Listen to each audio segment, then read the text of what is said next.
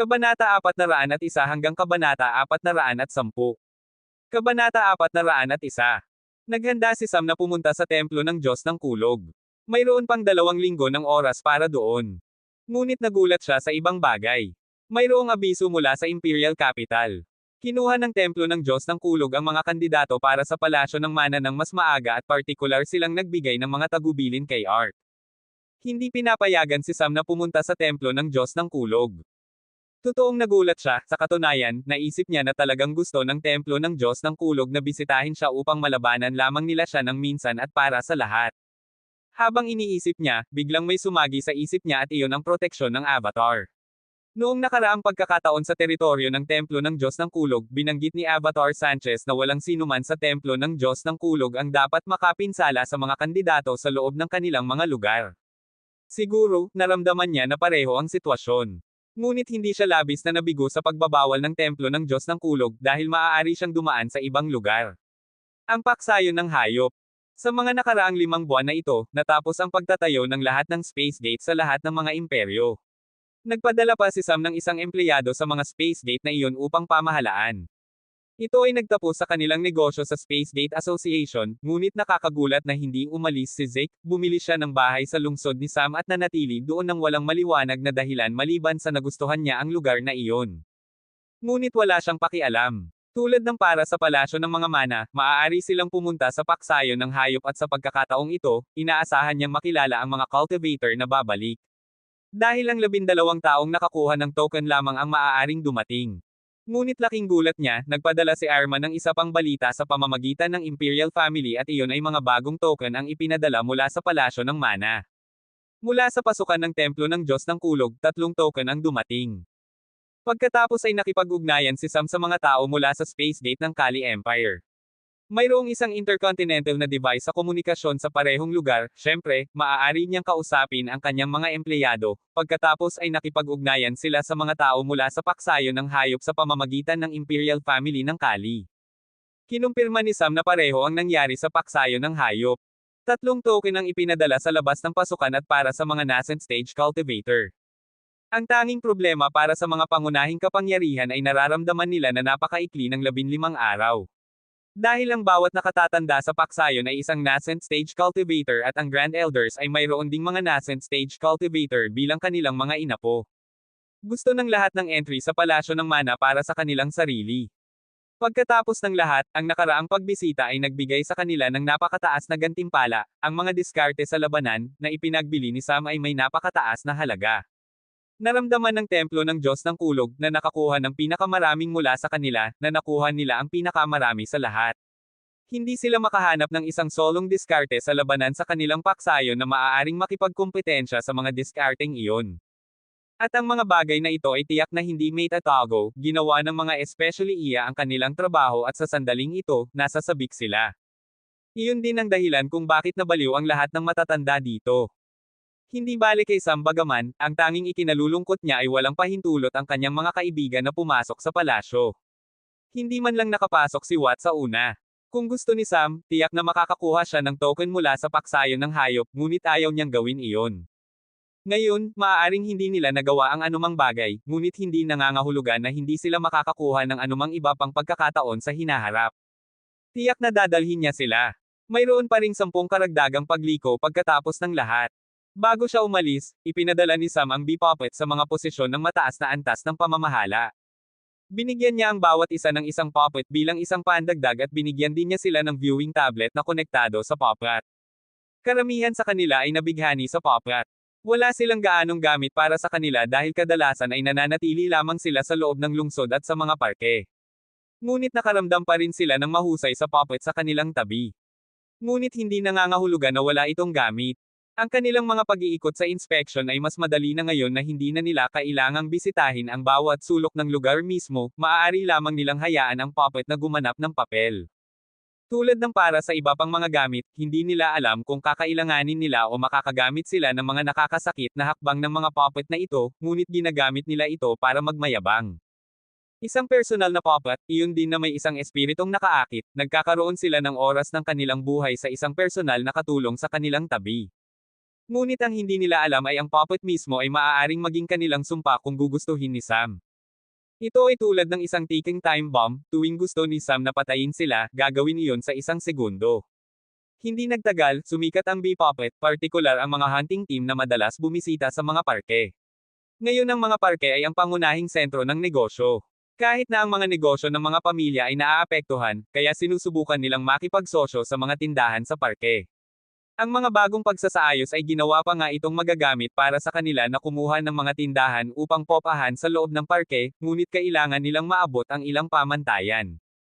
Tulad ng para sa mga hunting group, naramdaman nila na ang Bee Puppets ay isa sa pinakaangkop na device para sa scouting kapag pumunta sila sa kailaliman ng kakahuyan. Bukod sa mga hunting group, maging ang gobyerno ay nahuli ang paningin ng mga puppet na ito, mahusay sila para sa city patrol at maging ang militar.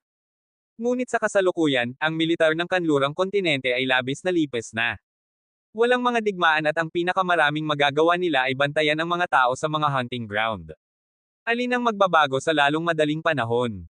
Matapos isaayos ang lahat, umalis si Sam para sa paksayo ng hayop. Pumunta siya doon isang linggo ng mas maaga at nagpa siya nagugulin ang oras na ito sa Old Beast at sa mga Raiju. Nakakagulat na nagsasanay pa rin doon si Ark. Nang pumasok si Sam sa lambak, sinabi ng Old Beast. Ang kanyang potensyal ay hindi gaanong, malamang na mahawakan niya ang tuktok ng consummate. Kasalukuyan siyang nasa peak ng transcendent stage cultivation, naipon niya ang enerhiya sa kanyang katawan at hindi nagawang puwersahang makalusot dahil sa kakulangan ng patnubay, ang kanyang kakulangan ng pangunawa ay nagdulot sa kanya na sumipsip lamang ng enerhiya na parang baliw, at ngayon ito ay sumasabog na nagreresulta sa patuloy na pambihirang tagumpay. Gayon din ay gayahin ang kanyang potensyal at maaaring maabot ang kaharian ng consummate sa loob ng ilang buwan at patuloy na sumulong sa susunod na 2 taon. Ipinaliwanag ni Old Beast kay Sam at iniwan ang huli sa pagkabigla. Hindi ito isang bagay na inaasahan niya, tila talagang nabigo si Ark sa pang-aapi ng mga pangunahing kapangyarihan. Halos sirain niya ang kanyang sarili sa pamamagitan ng pag-iipon ng labis na enerhiya. Hindi naman siya hayop pagkatapos ng lahat. Ang mga hayop ay may mga linya na minana mula sa kanilang mga ninuno, kaya kailangan lang nila ng enerhiya, mayroon na silang likas na pag-unawa sa paglilinang na nakatanim sa kanilang dugo at buto. Ngunit hindi nagtataglay ang mga tao ng gayong linya, ang tanging bagay na kanilang minana ay ang espiritual na core. Sa ilang kaso, ilang konstitusyon ng katawan. Nananatili si Sam sa loob ng Tempest Valley upang magsanay hanggang ngayon ay walang mga hadlang para sa kanya sa paglilinang, ngunit malapit na itong magbago. Dahil, pagkatapos ng pambihirang tagumpay sa Nascent Realm, nakakuha siya ng ilang bagong impormasyon. Pagkatapos lamang niya naunawaan na nagsisimula pa lamang siya sa kanyang paglilinang. Sa katunayan, ang kanyang lakas ay napakahina at mayroon pang mahabang daan sa unahan. Sinimulan niyang palakasin ang kanyang katawan gamit ang kidlat sa Tempest Valley, upang madagdagan ang paglaban at ang pagsasanay na ito ay dapat magsimula sa mga dulo ng lambak kung saan pinakamahina ang ilaw. Ngunit kahit noon, hindi nagawang labanan ni Sam ang pag-atake ng mas kaunti gamitin ito upang palakasin ang kanyang sarili. Bagaman hindi ito nagdulot ng anumang uri ng malaking pinsala, nararamdaman pa rin niya ang hindi mapalagay sa kabuuan. Kung nangyari ito kahit na mas malalim sa lambak, sana ay naging isang bukol na sunog na laman siya. Umupo siya ng nakakrus at hinayaan ang kidlat na Dom Aloy sa kanya. Ang Raiju bloodline sa kanyang katawan ay ganap na na-activate habang sinisimulan niyang i-activate ang elemento ng kidlat sa kanyang katawan upang labanan ang mga kidlat. Ngunit pareho sa kanila ay hindi neutralisasyon sa halip, mayroong isang banggaan at ang kanyang katawan ang isa na naapektuhan. Hindi bababasa, maaari itong magsilbing ilang pagsasanay sa pagtitiis. Alam ni Sam na may mga pagkukulang sa paggawa nito, sa nascent stage cultivation ng katawan at espiritu ay metamorphosization at ang hirap ng metamorphosization ay napakataas kung ang katawan at espiritu ay masyadong malakas. Ang espiritu ni Sam ay mas malakas kaysa sa kanyang katawan at lumilikha iyon ng hindi kinakailangang kawalan ng balanse sa pagitan ng katawan at espiritu. Ito ang kanyang naobserbahan sa mga nakalipas na 5 buwan na ito. Iyon ang dahilan kung bakit, sinusubukan niya ang mga bagong paraan upang palakasin ang kanyang katawan, gusto niyang gamitin ang kanyang mga asana sa paglilinang ng katawan sa kidlat, ngunit natanto niya mula sa unang paghampas na mamamatay siya kung ginawa niya iyon bago siya makahanap ng paraan upang labanan ang kidlat na siya ay magiging patay na karne. Kabanata 402. Pagkatapos ng 1 linggo, sa wakas ay nakakita si Sam ng ilang resulta, kaya niyang labanan at hayaan ang kidlat na manatili sa loob ng kanyang katawan sa loob ng 1 segundo nang hindi ito nakakapinsala o nawawala. Ngunit para lamang iyon sa pinakalabas na kidlat. Kahit na gusto niyang lumipat sa loob, talagang wala siyang pagkakataong gawin ito, dahil narito na ang oras upang bisitahin ang palasyo ng mana. Inaasahan niya ang pakikipagkita sa mga taong ito mula noong nakaraang panahon, ang mga may tato sa kanilang likod ay katulad lamang niya at ni Arman, mula sa sinabi ni Ling Tian, lalakas lamang sila pagkatapos ng nascent stage at hindi niya dapat baliwalain sila. Ngunit gusto talaga niyang makita kung ito ang katotohanan. Sa sandaling ito, habang naglalakbay siya patungo sa space gate na patungo sa paksayon ng hayop, lahat ng iba pang mga kandidato sa mga pangunahing kapangyarihan ay nagtitipon malapit sa mga pasukan. Partikular, ang mga kandidatong nakakuha ng mga token ay lubhang nasasabik sa dalawang dahilan, ang isa sa mga ito ay maaari silang pumunta sa palasyo muli at ang isa pa ay pinagbawalan si Sam sa pagpasok sa pamamagitan ng templo ng Diyos ng Kulog. Pinagbawalan lamang siya ng templo ng Diyos ng Kulog na pumasok ng walang anumang kadahilanan para lamang sa kapakanan nito. Dahil sila lamang ang nasa tuktok ng mundo, sila ang gumagawa ng mga panuntunan, kaya't maaari nilang bigyang katwiran ang kanilang mga sarili para sa pagiging maliit. Gusto ng lahat ng pangunahing kapangyarihan na gumawa ng isang bagay laban kay Sam, ngunit hindi nila nagawang gumanti, kaya kailangan nilang harapin ito kahit anuman. Hindi makalimutan ng mga kandidato kung paano ipinagbili ni Sam ang mga diskarte sa labanan dati. Noong panahong iyon, malabo ang kanilang mga mukha. Ngunit ang dominanti na katangian ni Sam ay hindi isang bagay na madaling maitago. Sa katunayan, mabilis siyang nakilala sa kanilang mga sarili, dahil ang mga batang talento ng mga pangunahing kapangyarihan ay may lahat ng mga pakikipag-ugnayan dati.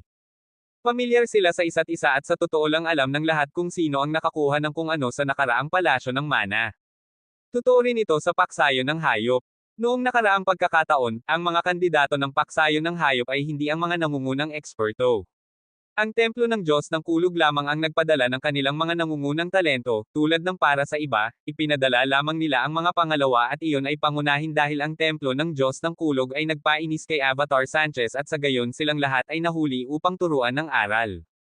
Iyon ang dahilan kung bakit hindi pinutol ng templo ng Diyos ng Kulog ang anumang kaluwagan, ipinadala nila ang kanilang pinakamahusay sa pinakamahusay.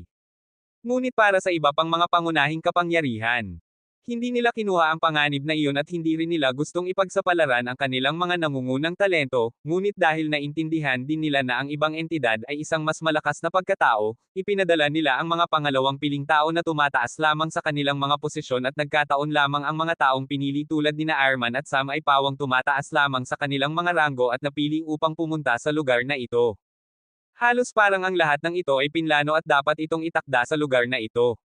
Sigurado si Sam na kung ang layunin na ibinigay sa iba pang mga pinili ay katulad ng ibinigay sa kanya ni Ling Tian, iyon ay upang lumakas at maabot ang tuktok ng mundo, kung gayon hindi sila kukuha ng mga hindi kinaugalian na mga ruta tulad niya.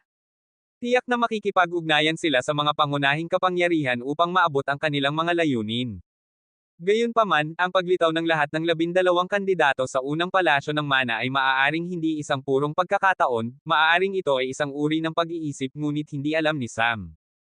Nasa isip ni Sam ang lahat ng kaisipang ito, matapos niyang tawirin ang space gate at lumitaw sa paksayo ng hayop, naghihintay sa kanya si Sai. Dinala niya si Sam sa kanyang silid para sa pansamantalang pamamalagi. Mayroon pang 2 oras upang magbukas ang palasyo ng mana. Paano ka papasok dito? Tanong ni Sai. Medyo masalimuot ang sitwasyon sa ngayon, ang lahat ng mga pangunahing kapangyarihan ay kumilos ng maliit upang pigilan siyang pumunta sa templo ng Diyos ng Kulog, ngunit lumitaw ito sa lugar na ito sa wala, kung gayon walang paraan na masasagot nila ang natitirang mga kapangyarihan. Lihim pa rin ang space gates ni Sam. Lihim din ang negosyo sa paksayo ng hayop. Ang kamakailang paglilinis ng paksayo ng hayop ay nagdulot sa kanila na mawala ang mga especially iyan ng lahat ng iba pang mga kapangyarihan at ang mga bagay ay napakahigpit. Walang tumagas na impormasyon. Bagaman ang paksayo ng hayop ay labis na mahina sa sandaling ito, nang bilangin nila ang lakas ng mga nakakababang antas ng mga cultivator, sila ay kasalukuyang ang pinakamalinis na pangunahing kapangyarihan na walang anumang moles at especially iya. Ayaw ni Sam na sirain ang mga lihim na ito kahit man lang hindi pa. Dapat niyang panatilihin ang lihim na ito at para doon, mayroon lamang isang paraan, kailangan niyang pumasok sa palasyo ngunit walang makakakilala sa kanya. Nagpalit si Sam ng isang bagong hanay ng itim na damit at binalot ang kanyang mukha ng itim na tela. Ang kanyang mga mata lamang ang nakikita sa labas. Ngunit hindi lang iyon, iginuhit niya ang porma sayon ng pagtatago sa tela at inakit pa ito ng isang espirito upang matiyak na mananatili siyang tago sa lahat ng oras. Gugustuhin niya at ang token na nasa kanyang espiritual na kamalayan ay lumitaw sa kanyang kamay. Umalis si Sai sa lugar at umalis, pagkatapos ng isang oras lumabas si Sam at dumating sa pasukan ng paksayo ng hayop. Ito ang pangunahing pasukan na ginagamit ng mga tao ng teritoryo ng paksayo ng hayop. Pinahinto siya ng tagapag-alaga at ipinakita sa kanya ni Sam ang token. Ang tagapag-alaga ay isang nakatatanda ng paksayon at alam na ang token ay espesyal, kaya't agad siyang pumunta upang kunin ang mga nakakataas. Isang matandang lalaki ang dumating, siya ang Grand Elder ng Paksayon, na ang anak na lalaki ay nagpahirap kay Philip, sinulyapan niya ang token at pagkatapos ay nagtanong. Saan mo nakuha ito? Nagsalita si Sam sa ibang boses, madali para sa kanya na baguhin ito gamit ang mga kasanayan mula sa kanyang nakaraang buhay. Ginamit niya iyon sa maraming pagpatay. Ako ay isang ligaw na cultivator at naglalakbay sa mundo nang makatagpo ako ng ilang mga guho. Ang kalooban ng isang napakalakas na cultivator ay nakaimbak doon kasama ang token na ito, at ang kalooban ng taong iyon ay gumabay sa akin dito. Sumimangot ang Grand Elder, gusto niyang kunin ang token, ngunit ang makapangyarihang figure na namamahala sa palasyo ay naglatag ng mahigpit na mga patakaran na hindi dapat atakihin ang mga may hawak ng token. Nasa teritoryo na nila si Sam, kaya kung inatake niya ang mga bagay ay magiging masalimuot. Ibinalik niya ang token at sinabi, "Sumunod ka sa akin." Ano man ang sinabi ni Sam ay maaaring totoo ngunit may posibilidad na kasinungalingan ito at maaaring mayroon siyang itinago tungkol sa kung paano niya nakuha ang token, ngunit wala silang magawa sa kanya dahil narito na siya. Sa katunayan, wala silang magagawa kay Sam kung naruroon siya dito, iyon ang dahilan kung bakit direktang naglabas ng pagbabawal ang templo ng Diyos ng Kulog sa pamamagitan ng hindi pagpapahintulot sa kanya na pumunta sa kanilang teritoryo. Upang pigilan si Avatar na makialam. Sinundan siya ni Sam at hindi nagtagal ay nasa hunting ground na sila, kung saan maraming tao ang nagtipon. Maraming tao doon at marami sa kanila ay nasa Great Realm Cultivation. Ilang cultivator lamang ang nasa nascent stage at nakatayo rin doon si Sai. May ibinulong ang Grand Elder at nag-usap sila ng kaunti. Pagkatapos ay bumalik siya at sinabi kay Sam.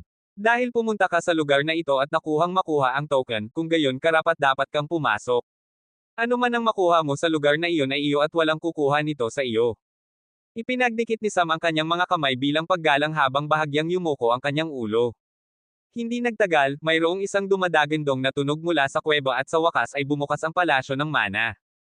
Ang mga unang taong papasok sa loob ay malinaw naman ang mga junior sa Great Realm at pagkatapos ay papayagang pumasok ang mga nascent stage cultivator. Ang mga tao mula sa paksayo ng hayop ay 4 na tao lamang. Ang isa sa kanila ay nasa unang yugto ng nascent realm, ang natitirang 3 ay nasa gitnang yugto. Ang 3 sa kanila ay malinaw naman ang mga senior na miyembro ng paksayon at ang bagong miyembro na ito ay maaaring ang isa na bumisita noong nakaraang pagkakataon at nangangahulugan iyon, na isa rin siya sa mga pinili tulad ni Sam at Arman. Hindi makilala ni Sam ang lahat ng iba ng direkta, ngunit makikilala siya ng iba dahil binugbog niya silang lahat at hindi itinatago ng templo ng Diyos ng Kulog na nalaman nila ang kanyang pangalan, ngunit wala siyang anumang koneksyon sa mga pangunahing kapangyarihan, kahit man lang sa parehong antas. Ngunit hindi siya nagmamadaling malaman. Dahil nakita niya ang isa sa kanila ngayon, mahahanap niya ang iba mamaya. Tiningnan din ng binata si Sam at sinukat siya, sinuyod ng kanyang espiritual na pandama ang mukha ni Sam at naging mas malamig ang mukha ni Sam. Ito ay malinaw naman na isang bastos na bagay na gawin habang nagkita sila sa unang pagkakataon, tiningnan ng binata si Sam at ang kanyang ekspresyon at sinabi. Ano ang tinitingnan mo? Gusto mo ng isang piraso sa akin? Malinaw naman na mayabang siya at partikular nang malaman niya na si Sam ay isang ligaw na cultivator. Kabanata 403. Pumasok si Sam at ang iba pang 4 sa kuweba at nang tumingin sila sa pamilyar na lugar na kanilang kinatatayuan, nakaramdam sila ng mahinang nostalgia. Siyempre, hindi lahat sila. Ang 3 iba pang mga nascent stage cultivator ay lahat ay pumapasok sa palasyo sa unang pagkakataon at labis silang humanga sa lugar. Hindi nila nakita ang anumang katulad nito. Tiningnan ni Sam ang matandang lalaki na nakatayo sa parehong pamilyar na platform. Ito pa rin ang parehong taong nakilala niya ilang taon na ang nakalipas. Avatar Sanchez. Sinuri ng matandang lalaki ang lahat sa kanila at sumimangot nang lumapit siya kay Sam, at lumuwag ang Simon Got nang may maliit na kislap ang sumilay sa mata ng matanda. Sa sandaling iyon, si Sam ay ganap na natigilan at tumahimik na parang ang buong takip ay ganap na walang saysay. Ngunit sapat na siyang bumawi ng mabilis, dahil hindi naman si Sanchez ang taong gusto niyang pagtaguan. Sa sandaling ito, nagsalita ang matandang lalaki. Maligayang pagdating sa Palasyo ng Mana, ito ay isang lugar kung saan lahat kayo ay maaaring magmana ng mga diskarte, sandata, kasanayan at iba pang uri ng kayamanan ng labis na nakatataas na nilalang. Ang ilan sa inyo ay pumunta na dito dati at ang ilan sa inyo ay narito sa unang pagkakataon. Ang mga panuntunan ay iba sa nakaraang pagkakataon, kaya't hindi kailangang mag-alala ang mga bagong dating. Sa pagkakataong ito, hindi mo kailangang umakyat sa mga sahig at gumawa ng anumang uri ng bagay. Ang kailangan mo lang gawin ay pumasok sa silid at pagkatapos ay ipapaalam sa iyo kung paano magpatuloy. Sa ganoon ay itinuro niya ang nag-iisang pinto sa bulwagan. Dahan-dahan silang lumapit at pumasok sa silid. Sa pagkakataong ito ay nakakita sila ng isang medyo nakasisilaw na lugar. Hindi nila inaasahan na mayroong isang bagay tulad nito sa likod ng isang pinto. Matapos makapasok silang lahat, nawala ang pintuan sa likod nila. Naiwan sila ng ganoon sa gitna ng ilang kakahuyan. Tama, nasa gitna sila ng kakahuyan at hindi naman mukhang peke. Nararamdaman nila ang simoy sa kanilang mga mukha at ang lupa at ang mga puno lahat sila ay tunay. Sa katunayan, masyadong tunay. Maging ang espiritual na enerhiya ay mas mayaman kaysa sa labas. Sinubukan nilang sipsipin ang lahat ng enerhiya sa kanilang paligid ng gutom. Ngunit sa sandaling ito lamang, natanto nila na hindi na nila nagagawang makaipon ng anumang karagdagang enerhiya kaysa sa mayroon na sila at naramdaman pa nila na ang kanilang mga lakas ay nakakadena. May pagtingin ng pagkabigla nang napagtanto nila na silang lahat ay nasa nascent stage level -1. Hindi ito isang bagay na inaasahan o naranasan nila dati, kaya't ang tatlong bagong dating ay partikular na nataranta. Sa sandaling ito, isang boses ang dumating at nagpabalik sa kanila sa kanilang sentido komon. Hello, mga bata, maligayang pagdating sa aking palasyo. Maaaring nagtataka ka sa isang kagubatan sa isang palasyo, ngunit iyon ang aking estilo, itatago ko ang anumang lugar sa aking palasyo kung gusto ko. Gayunpaman, narito kayong lahat ngayon para sa mga mana, habang ang junior ng Great Realm ay nakikilahok sa mga nakababagot na pagsubok at nakakakuha ng anumang gusto nila, maaari kayong maglaro sa kompetisyon ng mga matatanda. Bago tayo pumasok sa mga detalye, hayaan muna akong linawin ito, natigil kayo sa parehong antas sa natitirang panahon ng iyong pananatili sa loob ng palasyo. Ano man ang mga pangyayari, hindi ka papayagang gumamit ng higit na kapangyarihan kaysa sa nascent stage level -1. Tulad ng para sa mga pagsubok, bakit dumaan sa sobrang problema upang gawing komplikado ang lahat? Maging malinaw tayo dito at simple. Ang lahat ng mga nascent stage cultivator na nasa palasyo ay umaabot sa 30 tao. Kaya, lahat kayo ay kailangang mabuhay sa kagubatan na ito hanggang sa 5 lamang sa inyo ang natitira. Magkakaroon ng mga kalaban sa mga kakahuyan, na kapag nawasak, ay magbibigay sa iyo ng isang bagay bilang kapalit. Sa pagkakataong ito, ang pagsubok ay hindi limitado sa isang buwan, kung matatapos mo ito sa isang linggo, tapos na ito sa isang linggo at kung aabutin ng higit sa isang taon, mananatili ka dito sa loob ng isang taon. Ngayon, good luck! At sa paraan, hanggat sila ay parehong grade, maaari mong gamitin ang iyong mga sandata ayon sa gusto mo. Hindi ito mahirap unawain, di ba? Ang tanging bagay na magagarantiya ko sa iyo ay hindi ka mamamatay sa lugar na ito. Kung nauunawaan mo ang sinabi ko, ano pa ang hinihintay mo? Nagsimula na ang kompetisyon. Ang tono ng boses ay labis na marilag at may isang pahiwatig ng kalokohan na nakakabit dito. Ang lalaki ay tila hindi mapigilan at hindi napipigilan ng anuman at lahat ng bagay sa mundo. Sa sandaling kumupas ang boses, napansin ni Sam na nakakulong siya sa iba pang mga kandidato. Tinitingnan siya ng 4 sa kanila na may napakalamig na ekspresyon, dahil 5 lamang ang mga puwang, kung gayon ito ay isang napakamapagkompetensya na bagay at natural, gusto nilang alisin muna ang tagalabas at iisipin nila kung paano mapapanatili. Mula sa narinig nila mula sa matatanda, si Sam ay natural na isang ligaw na cultivator na walang anumang background. Sa kanilang opinyon, nakuha lamang ng lalaking iyon ang token sa pamamagitan ng swerte. Ang token at ang karapatang pumasok ay nabibilang lamang sa mga tao ng 6 na pangunahing kapangyarihan, walang paraan na hahayaan nilang makilahok ang isang ligaw na cultivator dito. Pinaligiran lamang nila siya at handa nang gumawa ng hakbang. Kinuha pa nga ng isa sa kanila ang isang baston at iyon ang pinili. Mayroon ng nasusunog na sensasyon sa kanyang katawan si Sam at alam niya kung ano iyon ang hindi man lang nalalaman at ang kanyang espiritual na pandama ay nagpunta na ngayon patungo sa lalaking ito at napansin niya na mayroon talagang tato. Ang tato ay ng isang unggoy na nakaupo sa mga ulap. Hindi niya alam kung ano ang tato, ngunit malalaman niya sa lalong madaling panahon. Kumuha rin siya ng isang baston upang makalaro niya ang lalaking ito sa loob ng ilang sandali. Habang nagtutulungan ang tatlo sa kanila, ginawa ni Sam ang kanyang unang hakbang. Dumiin niya ang suntok sa isa sa kanyang likod nang hindi tina-target ang dalawa sa harap, nagulat ang tao at tinanggap ang suntok ng direkta. May tunog ng pag-crack ng mga buto. Ang suntok ay napuno ng enerhiya ng hangin at ang wind cannon ay tumago sa dibdib at yumanig sa puso ng taong iyon. Isang berdeng ilaw ang lumitaw mula sa mga puno at pumulupot sa taong iyon na pinipigilan lamang ang pinsala na pumatay sa kanya. Ito ay isa pang uri ng pagpapagaling, ang Wood Elemental Healing. Hindi ito popular sa buong planeta, sa katunayan walang nakakaalam tungkol dito. Sa totoo lang, nagulat si Sam. Dahil, mula sa alam niya, ang Wood Elemental Healing ay ganap na nawala sa paglipas ng panahon sa kasalukuyang planeta na kanilang tinitirhan, wala nang natitira. Kahit na ang pharmaceutical tower ay hindi nagawang makahanap ng anumang bagay tungkol doon. Ngunit hindi niya hinayaang lumihis ang kanyang mga iniisip, na wala ang Natalong cultivator mula sa lugar. Nag-focus siya sa dalawa sa kanyang mga kalaban, pinagmasdan niya ang kanilang posture, mga mata at wika ng katawan, masasabi niya na ang pinili ay mas malaking banta sa kanya kaysa sa senior cultivator. Mayroong dalawang dahilan para doon, ang isa ay ang tiwala at ang aura ng espiritual na enerhiya na bumubulusok sa loob niya ng sabay, ang posture mismo. Napansin niya na nakita na niya dati ang posture ng labanan na iyon. Pamilyar sa kanya ang diskarteng baston at nagsanay siya, ito ang parehong mga kasanayan sa baston ng unggoy na sinanay niya sa simula ng kanyang paglalakbay. Noong panahong iyon, nagsanay siya ng mga diskarteng baston sa kapritsyo, simula noon tuwing siya ay nagsanay siya ng mga diskarteng iyon. Ngunit sa tingin, ang taong ito ay tila mas mahusay kaysa kay Sam. Iwinasiwas ni Sam ang kanyang baston at sa pagkakataong ito ay nagpunta siya para sa natitirang senior cultivator, ngunit hindi nakatayo doon ang pinili. Hinarang niya ang atake, ang espiritual na enerhiya sa kanyang katawan ay labis na magulo at malupit. Nakaramdam si Sam ng labis na puwersa sa kanyang mga kamay at nakaramdam ng pamamanhid. Hindi ligtas ang pinili. Namamanhid din ang kanyang mga kamay at patuloy na nag-vibrate ang kanyang baston. Tinitigan ng pareho ang isa't isa at nagtanong ang pinili. Saan mo nakuha ang mga diskarteng ito? Malamig ang kanyang boses. Alam ni Sam na mapapansin niya.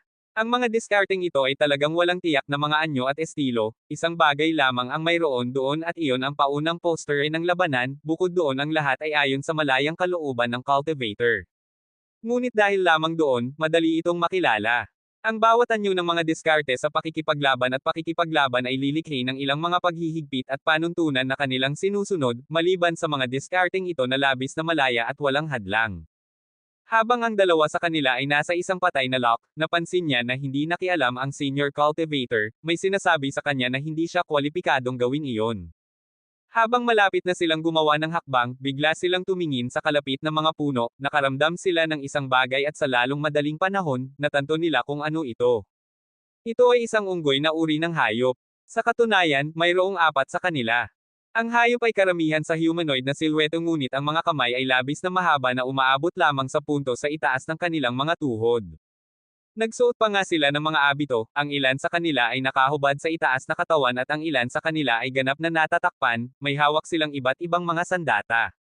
Ang isa sa kanila ay may hawak na isang sable. Ang isa sa kanila ay may hawak na isang sibat at ang isa pa ay nagsuot ng mga guwantes sa pakikipaglaban at ang huli ay nagsuot ng ilang metallic na guwantes. Lahat sila ay naglalabas ng mga aura ng level -1 nascent stage, agad nilang naunawaan kung ano ang mga nilalang na binanggit ng boses, narito sila upang alisin sila. Kabanata 404. Tiningnan ni Sam ang mga hayop. Nakatayo ang apat na hayop sa apat na magkakaibang puno habang tinitingnan nila ang tatlo sa kanila. Ang mga hayop ay tinatawag na monkey warriors. Ang pangalan mismo ay medyo nagpapaliwanag sa sarili. Wala silang anumang elemental na kakayahan. Sila ay tulad ng mga normal na mandirigma.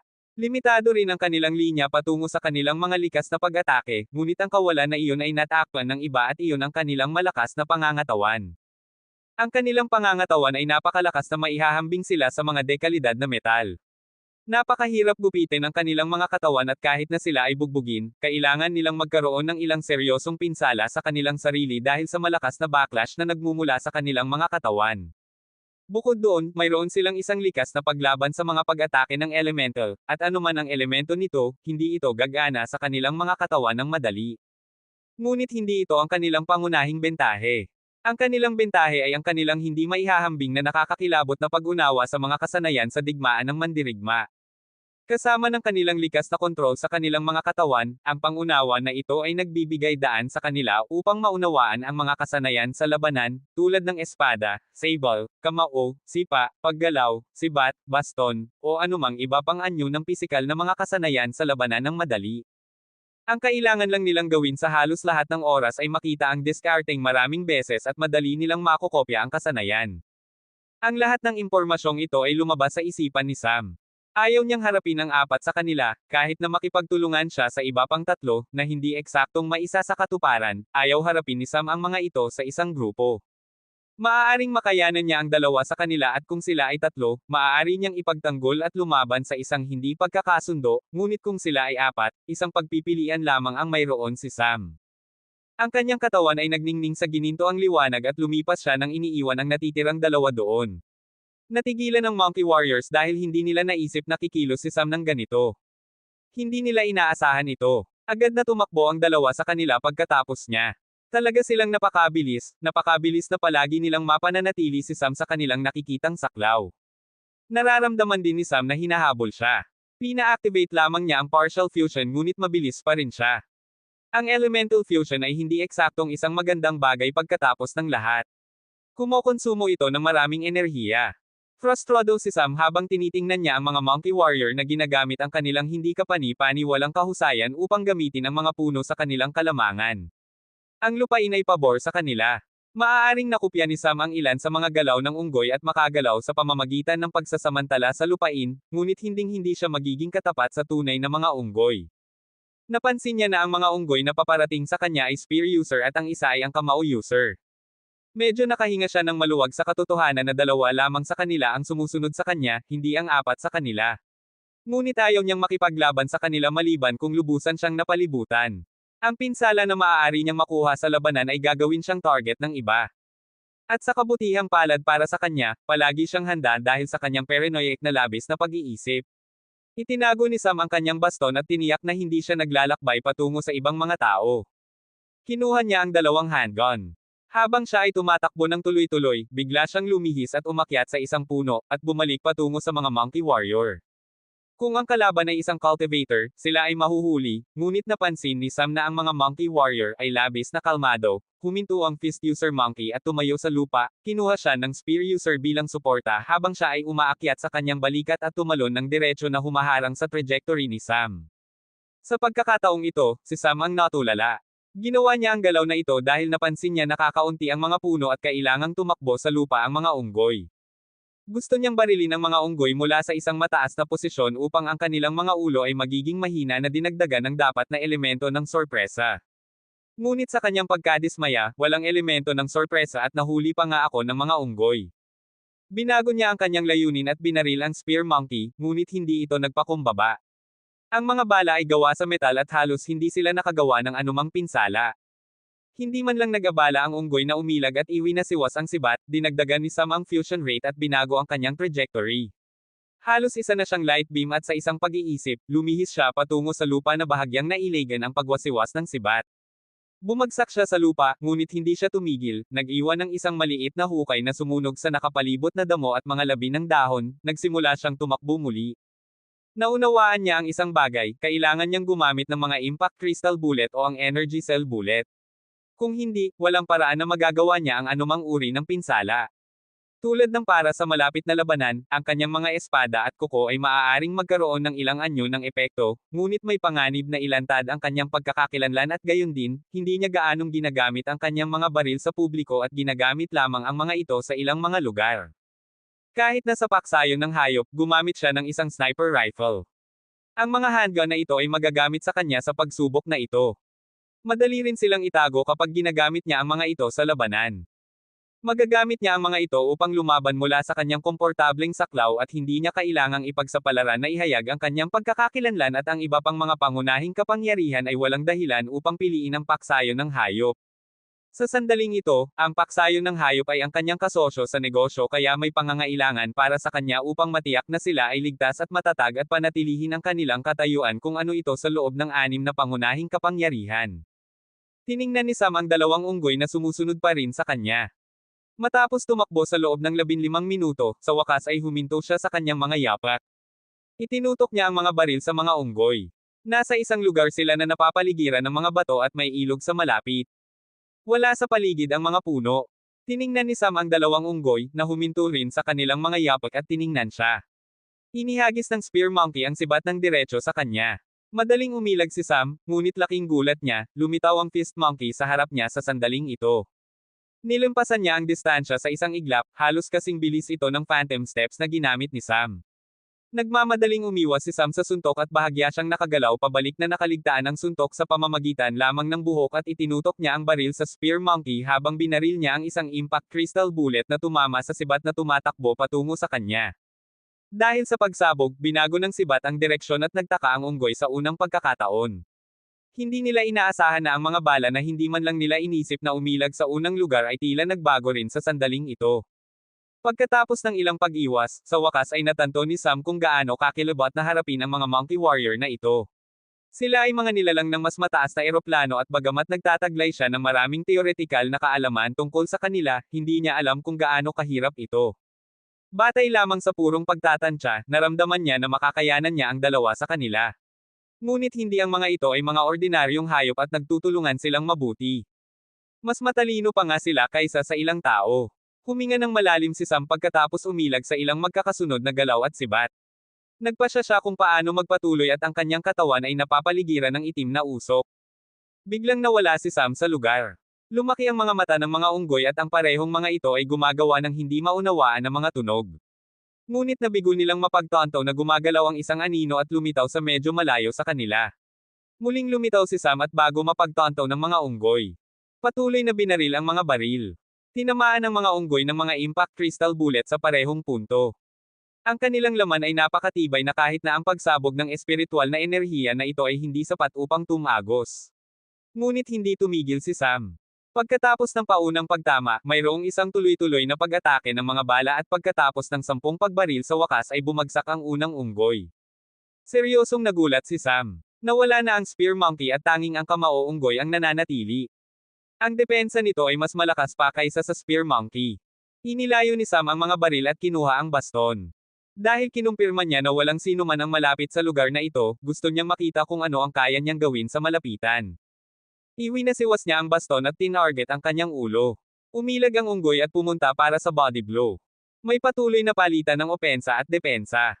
Ang baston na hawak ni Sam ay gawa sa normal na grade 6 metal, hindi ito espesyal sa anumang paraan. Matapos ang ilang mahigpit na labanan at pagtanggap ng ilang suntok, sa wakas ay ibinagsak ni Sam ang unggoy. Kung may nakakita sa labanang ito mula simula hanggang katapusan, iisipin nila na labis na hanggal si Sam. Dahil, ang kalahati nito ay walang katuturan, dahil kung magagamit ni Sam ang shadow transfer, bakit siya nag-abala na tumakbo ng ganoon kalayo? Kung maaari niyang patuloy na paputukan ang baril, bakit niya iniiwasan iyon at gumamit ng isang baston? Iyon ay dahil hindi talaga naghahanap si Sam ng labanan sa dalawang unggoy na ito. Ang buong labanan ay isang eksperimento. Ang buong labanan ay upang sukatin ang iba't ibang aspeto ng mga monkey warrior. Kaunti lang ang alam ni Sam tungkol sa monkey warrior at wala siyang alam tungkol sa kung paano sila gumagana sa mga grupo o team. Hindi niya alam kung gaano kahusay ang kanilang mga instinct sa labanan o kung gaano kahusay ang kanilang estratehiya. Kaya, sinubukan niyang malaman sa kanyang sarili. Ang unang bagay na ginawa niya ay, tingnan kung gaano kahusay ang mga unggoy na ito sa paghabol. Sadyang binago niya ang bilis ng kanyang paglalakbay sa pamamagitan ng pagbabago ng rate ng fusion at pinasimulan ang paghabol. Maaari na niyang tansyahin kung gaano sila kahusay sa pagpapanatili ng kanilang enerhiya. Pagkatapos, ang mga instinct sa labanan.